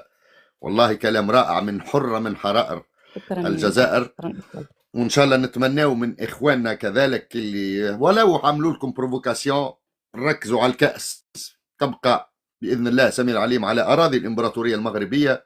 ونحب نشكر مجددا، نعطي كذلك يعني حق الرد للدكتور فيصل باش يرد على أختنا الكريمة من الجزائر. تفضل دكتور فيصل. صراحة تحياتي للأخت الكريمة، كلامها صحيح. تبادل. وللإشارة فمقابلة المغرب وطنزانيا شاهدتها في مارسيليا في مقهى أحد الإخوة الجزائريين، وصراحة لم نلقى منهم إلا الترحاب. المشكل يا أختي الكريمة أن الإعلام الرسمي في المغرب لم ولن يسوء للجزائر. هناك نحن كنا دائما في موقع الرد ولسنا في موقع السبق بالإساءة. المغاربة صراحة منذ سنين وهم يتعرضون إلى أنواع السب والشتم والقذف في الأعراض. يا أختي الكريمة حتى الإذاعات الرسمية الجزائرية التي تمول من طرف الدولة تقوم بقذف المغربيات وتقوم بقذف المغاربة صباح مساء. وهذا لم يثني الإعلام، لم نقل الإعلام بل على المؤثرين على التيك توك هم الذين يواجهون هذه الموجة غضب. أستاذ فيصل، نعم أختي اسمح لي الكريمة. قاطعتك في الكلام، اسمح لي عذرا، لكن فقط باش ما تروحناش هذه النقطة. حاول تفهمني واش راح نقول لك. احنا لسنا، قلت لك ونعاود لك، احنا ما عندناش القدرة باش نعرفوا هذا إعلام رسمي. أنا ممكن نعرف أنت أستاذ لطفي، لكن نقولوا احنا الذهنية العامة تاع عامة الشعب ما يقدرش يفرق ما بين هذا إعلام رسمي أو هذا إعلام خاص أو هذا مؤثر. راح يسمع واش تتلقاه أذن المستمع. مثلا مؤثرين، احنا كنقولوا كلمة مؤثرين يطلع واحد ممكن شخص سفيه يعني حاشاكم، ويقدر يأثر ويقول كلام ومرر رسائل كما حب هو، ويكون يعني صدى الحاجة اللي ينشرها أكثر من الإعلام في حد ذاته. أنا نخبرك أني ما نتابعش أنايا الأخبار وما نتابعش القنوات، أنا عن نفسي ما نتابعش، لكن ممكن توصلني عبر السوشيال ميديا، توصلني بعض الأخبار ولا بعض الأمور اللي ما توصلنيش من الإعلام. هنا نرجع لكلامك، أنت محق ما عليناش، لكن ممكن التأثير بالقنوات الغير رسمية أو بالسوشيال ميديا أو بالمؤثرين يكون الثقل تاعو أكثر من الإعلام الرسمي، خصوصا الوقت اللي رانا فيه أستاذ فيصل. يعني احنا كنقولوا الإعلام الرسمي اللي تمول الدولة، ممكن مؤثرين سفهاء من أي طرف راح يكون التأثير تاعهم أكثر من إعلام رسمي. فهمتني أخ فيصل؟ نعم أختي الكريمة، نعم. أنا صراحة أنا لا أدخل في هذه الجدالات صراحة، ولا أسيء إلى أي كان. فأنا أنا فهمتي، حبيت يعني أنا باش نقول لك يا أختي الكريمة، المغاربة لا نزكي على الله أحد، لا يزكي من يشاء. المغاربة مع أي شعب، ولا لاحظتي حتى جميع الجيران ديال المغاربة لم يسبق أن كان لنا ولا سيكون لنا مشكل معهم صراحة. بعض الإخوة الجزائريين هداهم الله، احنا لابد ان نستحضر في هذا القول. هو راه القول ديال احد ملوك المغرب، حقاش هو عاودها الحسن الثاني، قال لك: من يفعل معي الخير افعل معه الشر، من يفعل معي الشر افعل معه الخير، الى ان يغلب خيري شره. هو ديما نتفعوا بلاتي احسن. راه في الاخير كل واحد فينا غيتحاسب على الاعمال ديالو راسو، بارك ما الله غيتحاسبش فيك، واحد النظام. بارك الله فيك. تقول لي بعض الإخوة الجزائريين، أنا ثاني نقول لك بعض الإخوة المغاربة، ونقول لك ثاني احترامي للأخ لطفي بعض الإخوة التوانسة وبعض الإخوة من كل بلد. يعني في كل بلاد تلقى أبواق الفتنة، وتلقى هذوك الناس اللي ماذا بها يعني ماناش عارفين أغراضهم، ولا عندهم هذيك حمية والاندفاع يتحمسوا يزيدوا عليها شوية. اللي في كل بلاد كاينة. أنا ثاني نقول لك، أنا نشوف من جهة المغرب لو كان نبقاو نشوفوا الجانب المظلم والسلبيات ونشوفوا كيفاش المعاملة، ولا راح نقولوا المغاربة بالكل، لكن نشوفوا لما نشوفوا الجانب الإيجابي نلقاو بلي كاين ما شاء الله، كاين ناس من المغرب ما شاء الله نشوفوا ما عندهمش مشاكل في الخارج، متعاشرين الجزائريين ومتناسبين ومتصارين. جزائريين المغرب ما كاينش هذا المشكل، نشوفوه غير في الإعلام والسوشيال ميديا للأسف. احنا ديما نشوفوا من جانب الإيجابي، من جانب المظلم ما نشوفوش غير من الجانب المظلم. نشوفوا نلاحظوا في تونس الفترة الأخرى، نشوفوا بعض التوانسة ثاني الله يهديهم كلام جارح في حق الجزائريين، ويعني يقول لك بالإجماع. لكن نشوفوا من إخوتنا التونسيين كاينين ما شاء الله يحبونا، وراهم الجزائريين كلهم في السياحة في تونس يروحوا يتوجهوا لتونس، ما كانش اللي شاف حاجة يعني ناقصة خايبة. لكن لما يشوفوا هذوك أبواق الفتنة تحس باللي ممكن تقدر تكرههم بكل. الإنسان ديما يشوف الجانب الإيجابي من الطرفين يا أخ فيصل. نعم، والحمد لله أن هذه كأس أفريقيا التي أقيمت بالمغرب أراد بها الله خير، حتى يثبت للعالم أن المغرب الحمد لله غادي في الازدهار. والدليل أن في هذه الآونة الأخيرة كان ما يفوق 20,000 جزائري، وكانوا في الرباط وكانوا في مراكش، ولم يتلقوا إلا الإشادة والترحيب في كل مكان. أنا كنت في مراكش لما لعب المنتخب الجزائري في مراكش، ولاحظتهم صراحة. كان المنتخب الجزائري في واحد الأوتيل سميتو سوفيتيل في ليفرناج، وكان المنتخب الشعب الجمهور يستقبل باستقبال حار ولم يتلقوا أي إساءة. وهذا هو الطبع، ومن هنا لابد أن يكون عندي طلب لجميع الأجناس، إذا كنا في هذه الحقبة ما فاهمينش، على الاقل الناس يلاحظوا واحد الظاهره، راه كاين عائلات كثار فيهم اب مغربي ام جزائريه او العكس، وبالتالي نعم فهاد الابناء تيتحطوا في احراج لما يسمعوا سب من جزائري او مغربي. نتقوا فيهم الله. وصراحه الى هاد الحكومات ما تفهموش الان، في المستقبل يقدروا يتفاهموا ويقدروا يعيشوا هاد الشعوب هانيه. وهذا الشيء تنقولوا وتنقابل المغاربه صراحه اللي عندي الحق ان نلومهم بالطنقله المغربي، نقابلهم انه يبعدوا على هذا السب هذا، نبقاو حنا كبار صراحه، وخلي كل واحد قال السب راه الجزاء من جنس العمل، وغيتقطع من الحسنات ديالو. إن شاء الله نتمنى ذلك بإذن الله سميع العليم. شكرا دكتور فيصل، شكرا أختي التي تعرفينني، وبارك الله فيك. شكرا بارك الله الأخ في لطفي، كل شكرا حرة هكا نحبوا الحرائر الجزائريات، نحبوهم هكذا، مش كيما واحدة مانيش عارف نشوف فيها يعيطوا لها مانيش عارف بقرة حلوبة ومانيش عارف شنو، تتكلم بأسلوب والله العظيم يندى له الجبين للأسف الشديد. والله ما شفنا، نعرفها. لكن هذه هي الحرة يا شعب الإمبراطورية المغربية، يا شعب تونس الحبيبة، يا شعب الجزائر. هذه هي المرأة التي تمثل المرأة الجزائرية ما شاء الله عليها. نحب يكونوا نساء الحرائر على منوالها بإذن الله سميع العليم، وفرقت بين السياسة وما في القلوب. نقطة أرجع إلى السطر، قالت كلمة حق، وإن شاء الله بإذن الله سميع العليم زملائنا في الإعلام الرسمي الجزائري نقول لهم إنه ما تنساقوش فيما أو في التعليمات التي تأتيكم.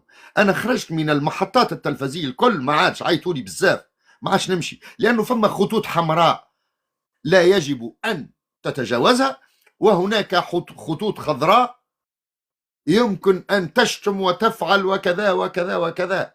والله العظيم جاءتنا رسالة سرية من إحدى المحطات التي اشتغلت فيها، قالت لنا حرفيا، وأقسم بالله لا أزال أملك الرسالة، والله يا دكتور فيصل ويا إخواني الكرام، قالوا لنا إلى السادة المراسلين الكرام، تحية طيبة من مدير قسم المراسلين بقناة كذا كذا، نطلب منكم بكل سرية أن تقومون بتصوير كل خليجي في حالة فساد أو في حالة سكر أو ما شابه ذلك، وإرسال الشريط عبر الDHL على العنوان أسفله، وتنتظرك هدية لا تقل عن 10,000 دولار أمريكي. أقسم بالله العلي العظيم على ما أقول شهيد. حينها اتصلت بالدكتور مشاري نائب أو مدير مكتب وزير خارجية المملكة السعودية، وتكلمت معه في هذا الموضوع وقلت له ماذا يريدون منكم، فشكرني وقال لي بارك الله فيك، وكانت هديتي منهم أنهم أخذوا والدتي إلى الحج. الحمد والشكر لله. يعني ما تعلموش القناة هذوما اللي كنت نخدم معهم، لا يعلمون أن الله يريد أن يستر المسلم أخيه المسلم حتى وإن فسد، حتى وإن كان يقوم بأشياء تغضب الله ورسوله الكريم، ولكن من قام بذنب وقبل أن ينام استغفر ربه حتى صباح اليوم غد، يغفر له من هو اسمه العزيز.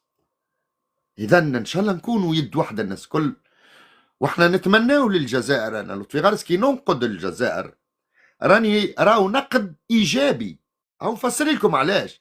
إذا كان الجزائر فيها حاكم في قلبه ذرة إيمان يقوم بتأميم ثروات الشعب الجزائري، يقوم بتأميمها وتكون يعني عوائد كلها إلى الشعب الجزائري.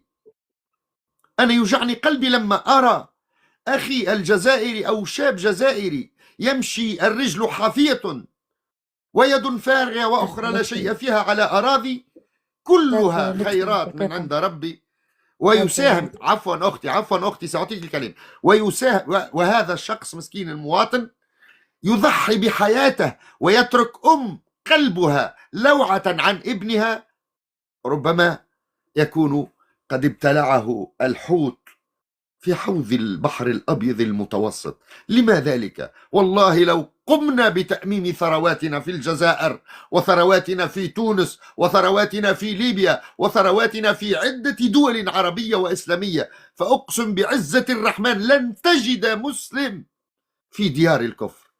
تأكدوا من ذلك، تأكدوا من ذلك.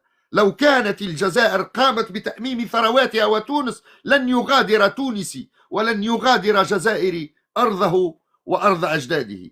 ولكن للأسف الشديد نحن إذا قلنا لهم الآيات الكرام وإذا قيل لهم لا تفسدوا في الأرض قالوا إنما نحن مصلحون.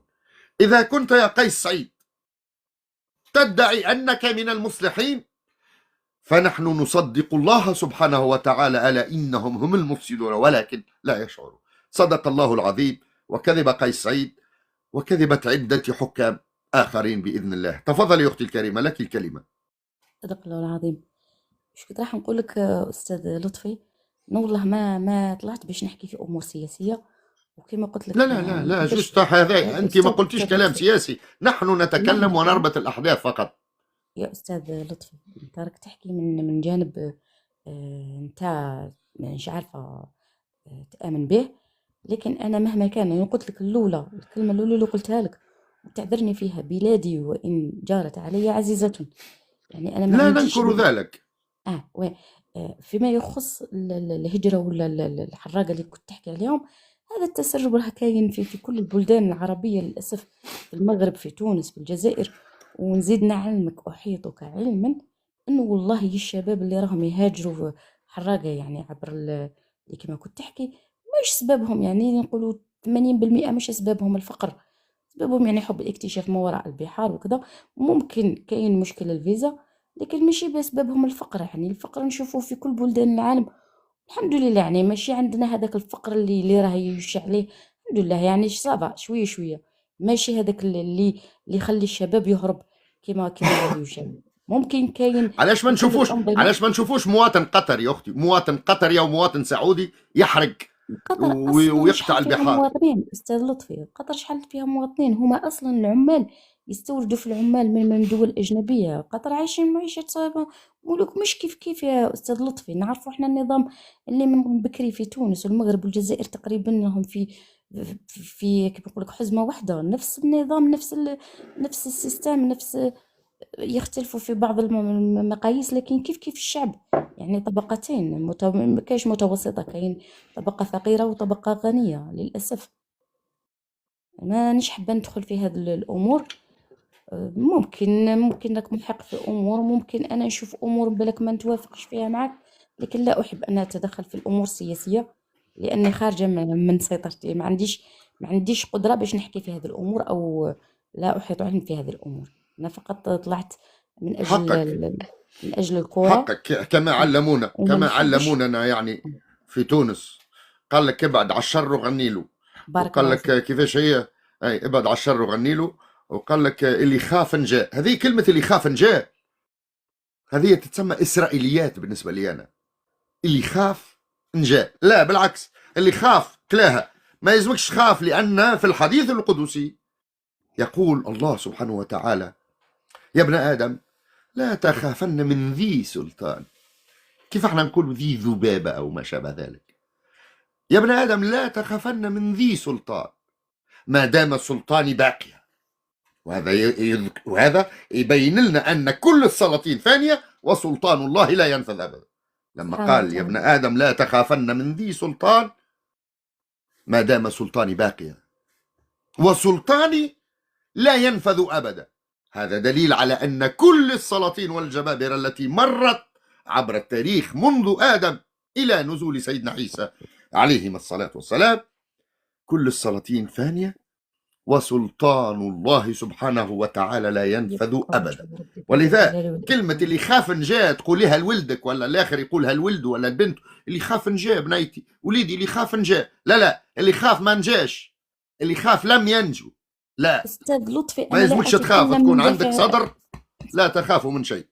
أستاذ لطفي، أنا ما تفضل يا تكلمتش من أختي. دافع الخوف، أنا ما تكلمتش من دافع الخوف، لكن من دافع آخر. يعني أنا قلت لك طلعت من أجل الكرة، لا يعني مانيش حابة نتكلم في السياسة والأمور السياسية.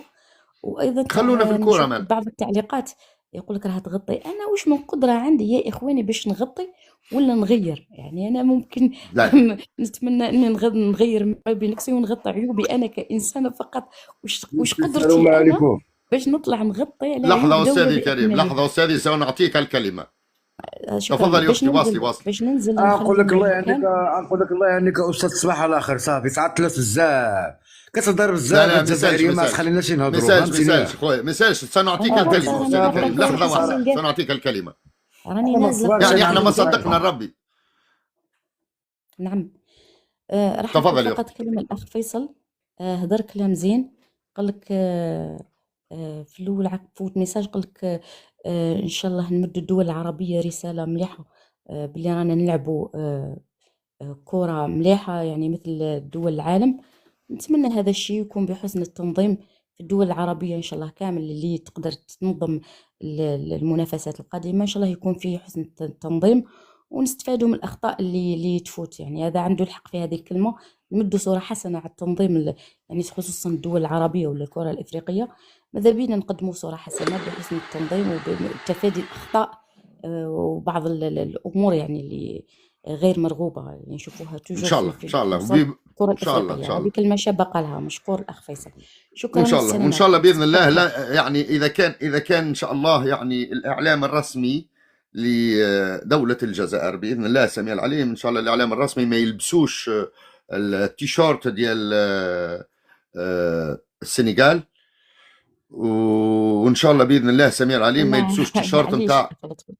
شكرا. إن شاء الله يا ربي، تصبحوا نحن بخير. نتمنى السلام ذلك. عليكم. شكرا أختي السلام عليكم. الكريمة، ودمتي في رعاية الله وحفظه، والسلام عليكم ورحمة الله وبركاته. إذا شكون بقى معنا؟ دكتور فيصل من عليكم. يكون معنا الآن إذا رأيت؟ تفضل، مرحبا بك. وعليكم السلام ورحمة الله وبركاته. تحياتي لك الأخ لطفي. والله تحية لك. والله تحياتي لك وتحياتي للشعب التونسي. والله أنا الاسم كنت الكريم والبلد لو سمحت. معك عبد المجيد من الناظور، من المغرب، والآن أعيش في فرنسا أخ لطفي. مرحبا بك سي عبد المجيد، ومرحبا بأهالينا في الناظور كذلك. تحية إليكم، الله ديديكاس لأهالينا في الناظور.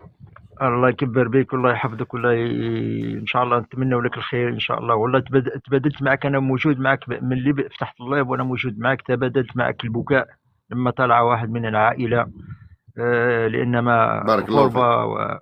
والله القسم قسما بالله العلي العظيم الا بكيت معك بالقلب الخالص. بارك الله فيك. لانما بارك الله فيك.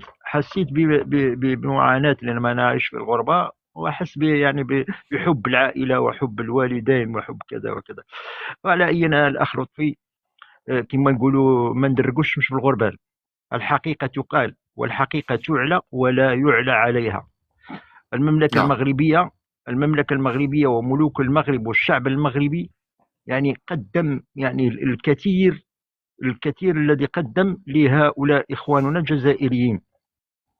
قدمنا نعم لهم الكثير، والتاريخ يشهد على هذا. التاريخ يا الأخ لطفي يشهد على هذا. نعم والخير نعم دليل، نعم، والخير دليل على أن ما زالت لائحة الشهداء المغاربة والتوانسة في عاصمة الجزائر لحد الساعة. ما زالت هناك، والليبيين كذلك، وإخواننا نعم، الليبيين كذلك. نعم، وهناك حتى فرنسيون، حتى فرنسيون يعني في وقت يعني الحرب كانوا ضد الاستعمار الفرنسي.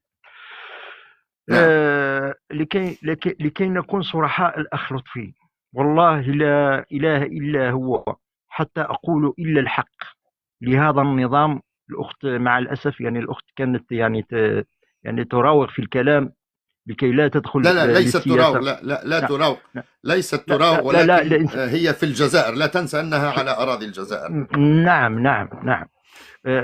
نعم الأخ لطفي، لكي نكون صرحاء، نكون صرحاء.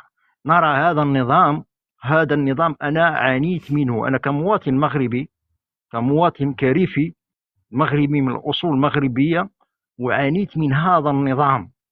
لأن هذا النظام الجزائري هو نظام ديكتاتوري يريد أن يخرب شمال إفريقيا يعني بجميع المحاولات التي يريد لكي يخرب شمال إفريقيا. والتاريخ الذي بيننا وبين إخواننا التونسيين، والله أنا الأخ لطفي إذا كنت خنيت الظن ديالي مؤخرا في يعني في تونس وفي الدولة التونسية، خنيت ظني لما شفت يتكلمون على الريف ويقولون بأن هناك جمهورية ريفية تريد استقلالها وكذا وكذا وكذا وكذا، والكولسة في التلفزة يعني في التلفزة يعني التونسية. لكي ترى هذا النظام الجزائري يعني يتدخل في أمور لا تعنيه، يريد حتى الدولة التونسية أن يدخلها معه في هذا الكولسة الذي يلعب عليها هذا الورقة. نعم نعم، لن يفلحوا بإذن لم يفلح، لأن هناك شعب راقي، شعب التونسي راقي. لما كانت نعم. هذا المباراة والله العلي العظيم لا زادتني حبا على حبا على حبا على حبا للشعب التونسي. رأيت الشعب راقي، رأيت الشعب يعني ما شاء الله، ما زال الآمال إن شاء الله في إن شاء الله لكي يبان هذه الحقيقة كلها. هذا النظام الجزائري يا الأخ لطفي، أقسم بالله العلي العظيم وقسما عظاما لنا نظام ديكتاتوري يساند تقسيم البلدان، يساند تقسيم في شمال إفريقيا. لما نتكلم لك على هؤلاء الذين يعني أصولهم من الريف، الذين راحوا إلى الجزائر وفتحوا لهم مكتب جمهورية الريف. وأنت ولا كنت على بالك يا الأخ لطفي على هذا المكتب، يعني مكتب جمهورية الريف، لكي يزعزعون يعني الشعب الريفي ويقسمونه على بلده. ولكن الحمد لله ولله الحمد، نحن ريفيون مغاربة، والتاريخ هناك تاريخ يعني يشهد على هذا، بأنما نحن لسنا كنا نحارب، أجدادنا ليس كانوا يحاربون ضد المملكة المغربية أو ضد الشعب المغربي، وبالعكس كان يحارب ضد الاستعمار الإسباني. ومع الأسف كان هناك مجاهدين جزائريين الذين خانوا عبد الكريم الخطابي ومحمد مزيان، اللي هما محاربين الذين كانوا يحاربون الاستعمار. كانوا يعني نعم. كانت هناك في آنذاك في الحرب الفرنسي الذي كان مستعمر في الجزائر، كانت علاقات ما بين هذا أجدادنا الذين كانوا يحاربون، اللي هو عبد الكريم الخطابي ومحمد مزيان، كانت علاقات مع هذه المجاهدين، كان تعاون. كانت محطة السلاح في الناظور في الزغنغان، كانت محطة السلاح نعم. السلاح الذي كان يدخل من المغرب إلى الجزائر. وأنا الذي أتكلم معك الأخ لطفي، عندي جوج عمومي في الجزائر مدفونين في مستغانم، مقبرة شهداء المغاربة في مستغانم. جوج ديال عمومي ماتوا على اساس يعني يجاهدون في سبيل الله مع اخوانهم الجزائريين. والتاريخ الله نرجع يرحمهم. للتاريخ، الله يرحمهم ويرحم جميع الاموات. نرجع للتاريخ الاخ لطفي، محمد الخامس تكلم باللسان بكلام عربي على اساس ان فرنسا تخرج والاخوان الجزائريين يحسون الظن في اخواننا ان نراهم مستعمرين. ومع ذلك فرنسا قالت له محمد الخامس اروح نرجع لك اراضي تاعك اللي هي اراضي الصحراء الشرقيه، وما تهدر على الجزائر، خليك بعيد من هذا الشيء. ومع ذلك كان محمد الخامس رحمه الله وطيبه الله وطراه كان يعني كان قابض في الكلمه ديالو، قال لهم بيننا وبين واخواننا الجزائريين.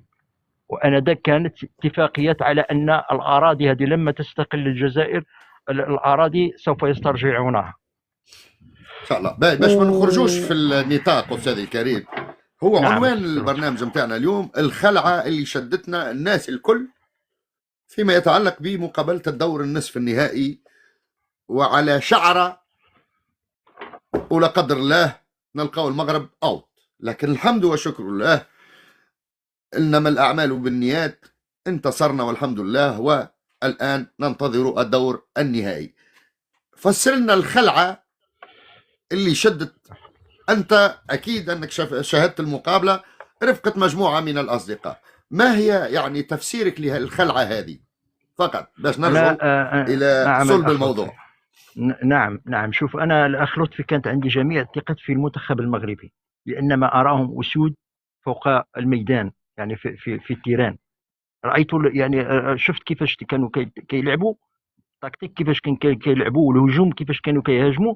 كانت عندي ثقه تامه بان هذا المنتخب ان شاء الله سوف يفوز، لان ما راه المنتخب ديال نيجيريا راه ماشي سهل، باش نكونوا واضحين. المنتخب النيجيري ماشي سهل، يعني حتى هو راه مجهد المنتخب النيجيري. ولكن كنا شفنا في المباراه على اساس ان المنتخب المغربي يعني كان كيهاجم بواحد القوه. الحمد لله ولله الحمد. نحن دائما نريد السلم والسلام لكل الشعوب، نريد الفوز لكل الشعوب. هذا الكأس يا أخي لطفي، الكأس عرس في المغرب، على أساس أن نحن المغاربة نريد أن نجمع شمال إفريقيا فقط، أليس هو الكأس؟ هو كل شيء. الكأس ليس كل شيء، ولكن الحب هو كل شيء. الحب لما ترى الشعب التونسي الراقي ما شاء الله تبارك الرحمن، يعني ولو انهزم في هذه، يعني كنا نتمنوا له على اساس انه يفوز ويطلع ويخرج معنا، يعني في بين قوسين النهائي او في بين قوسين. استاذ كريم، فيما يتعلق بالمنتخب التونسي، تصور انهم تركوا لاعب جناح ايمن اسمه نزار السميشي. نحب من الساده المشاهدين يكتبوا في الجوجل او في اليوتيوب نزار السميشي، هو لاعب النجم الرياضي الساحلي الان. به عنده شويه مشاكل، لكن ان شاء الله تتفضل. نحن نثق في اداره الطاقم الفني واداره النجم الرياضي الساحلي باش يفيقوا بهذا اللاعب. والله العظيم يا استاذي الكريم، اللاعب نزار السميشي هو لاعب يعني مهاجم ايمن. اكتبوه في الجوجل او في اليوتيوب تو تشوفوه. والله العظيم لو اخذوا سامي طرابلسي، لو اخذوا نزار السميشي معاهم، اقسم بعزة الرحمن تجدون المنتخب التونسي في الدور النهائي باذن الله. لكن بالمعارف هازينهم للاسف الشديد. نزار السميشي يجمع بين ميسي ومارادونا وابراهيم دياز ورياض محرز، يجمع بهم، يجمعهم الكل مع بعضهم، تلقاه في سقيف رجليه. ولذا قد ما نشدت وقلت لهم هزوا نزار السميشي لكأس افريقيا، لا، يهزوا فيها بالمعارف وفلوس ومانيش عارف شنو. ربي يهديهم ان شاء الله ويتلفتوا لهذا اللاعب. هاو جاي مدرب اجنبي، تو شوف اللاعب هذا حتى بشر ما يقول له لا باذن الله سميع العليم. تفضل واصل استاذي كريم. وحب نقول للساده اللي يحبوا يشاركوا معنا، راهو وصلنا الى نهايه هذه الحصه. ان شاء الله باذن الله السميع العليم اللي يحب يشارك معنا يعلمنا دافونس عبر الواتساب، لما لا. الواتساب اللي هو +1، قيد عندك +1 4 3 8 9 3 9 5 3 4 7. يقدم روحه في الواتساب علاش لا نربطوا معاه مواعيد ونعملوا لايف ونحطوه هو ضيف شرف، لما لا، كما هو الدكتور فيصل معنا الان. نعاود لكم الرقم، واحد قال لي عاود لنا الرقم 4، يعني تحط بلس 1 4 3 8 9 3 9 5 3 4 7. دكتور فيصل ان امكن تكتب لهم في الكومنتير، شوفوا الدكتور فيصل يكتب لكم في الكومنتير رقم الواتساب اللي تتواصلوا به، تخلوا رساله، ما تتصلوش، فقط تخلوا رساله صوتيه او رساله مكتوبه تقولوا نحب نشارك معك في الحصه القادمه باش نحطوك من الاوائل باذن الله سميع العليم. واصل استاذي الكريم، ونعطيك يعني تقريبا 30 ثانيه لختم تدخلك هذا. تفضل استاذي الكريم.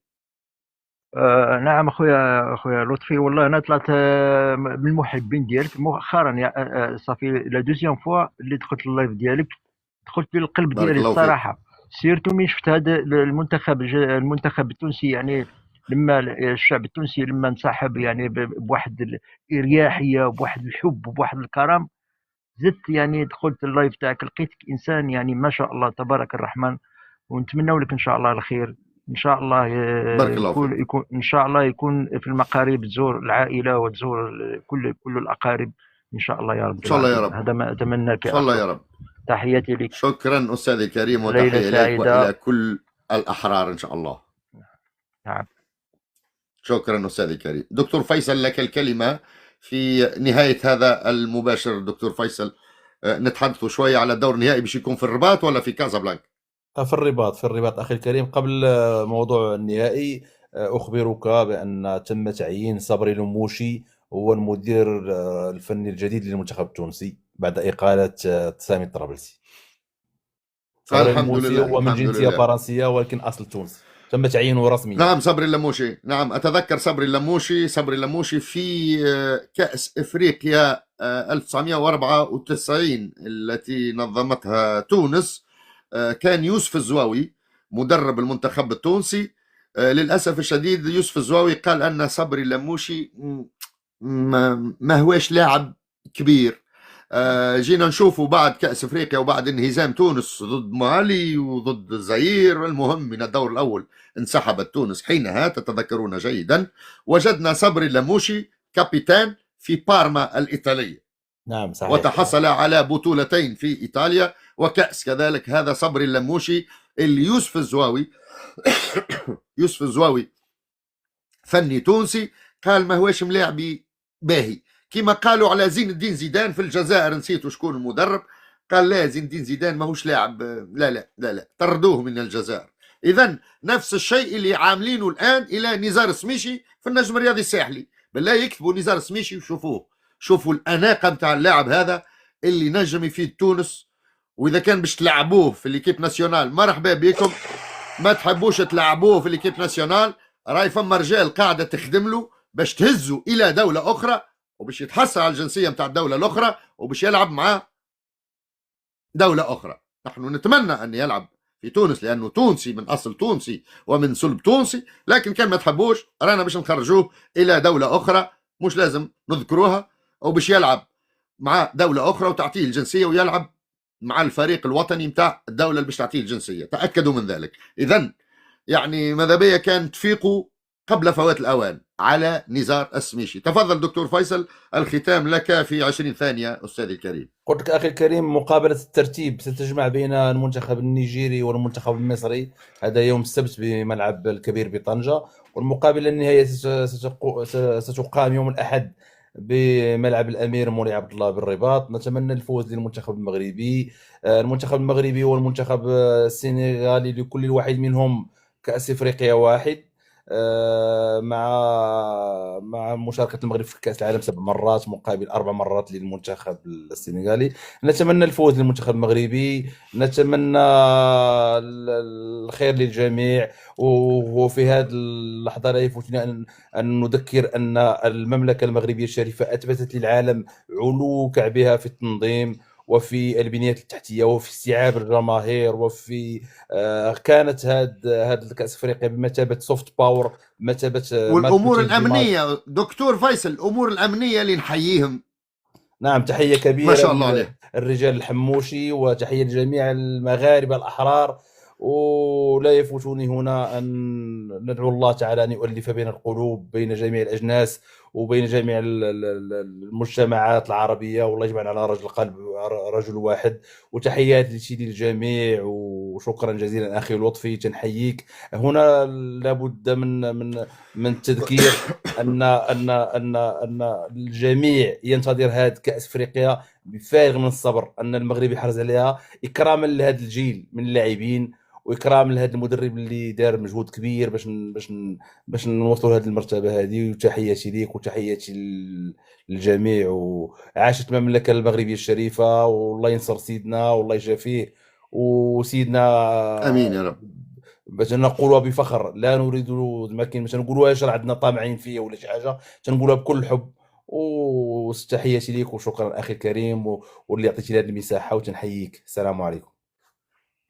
وعليكم السلام ورحمة الله. دكتور فيصل من مدينة أكادير ومن أصول مراكش، تحية إليك وديديكاس إليك، وشكرا على تلبية هذه الدعوة كضيف شرف معنا في هذا البث المباشر. وفي الختام نقول لا لكل أعداء الإمبراطورية المغربية أن الصحراء مغربية والكأس الإفريقية مغربية بإذن الله السميع العليم، حب من حب وكره من كره. والسلام عليكم ورحمة الله وبركاته.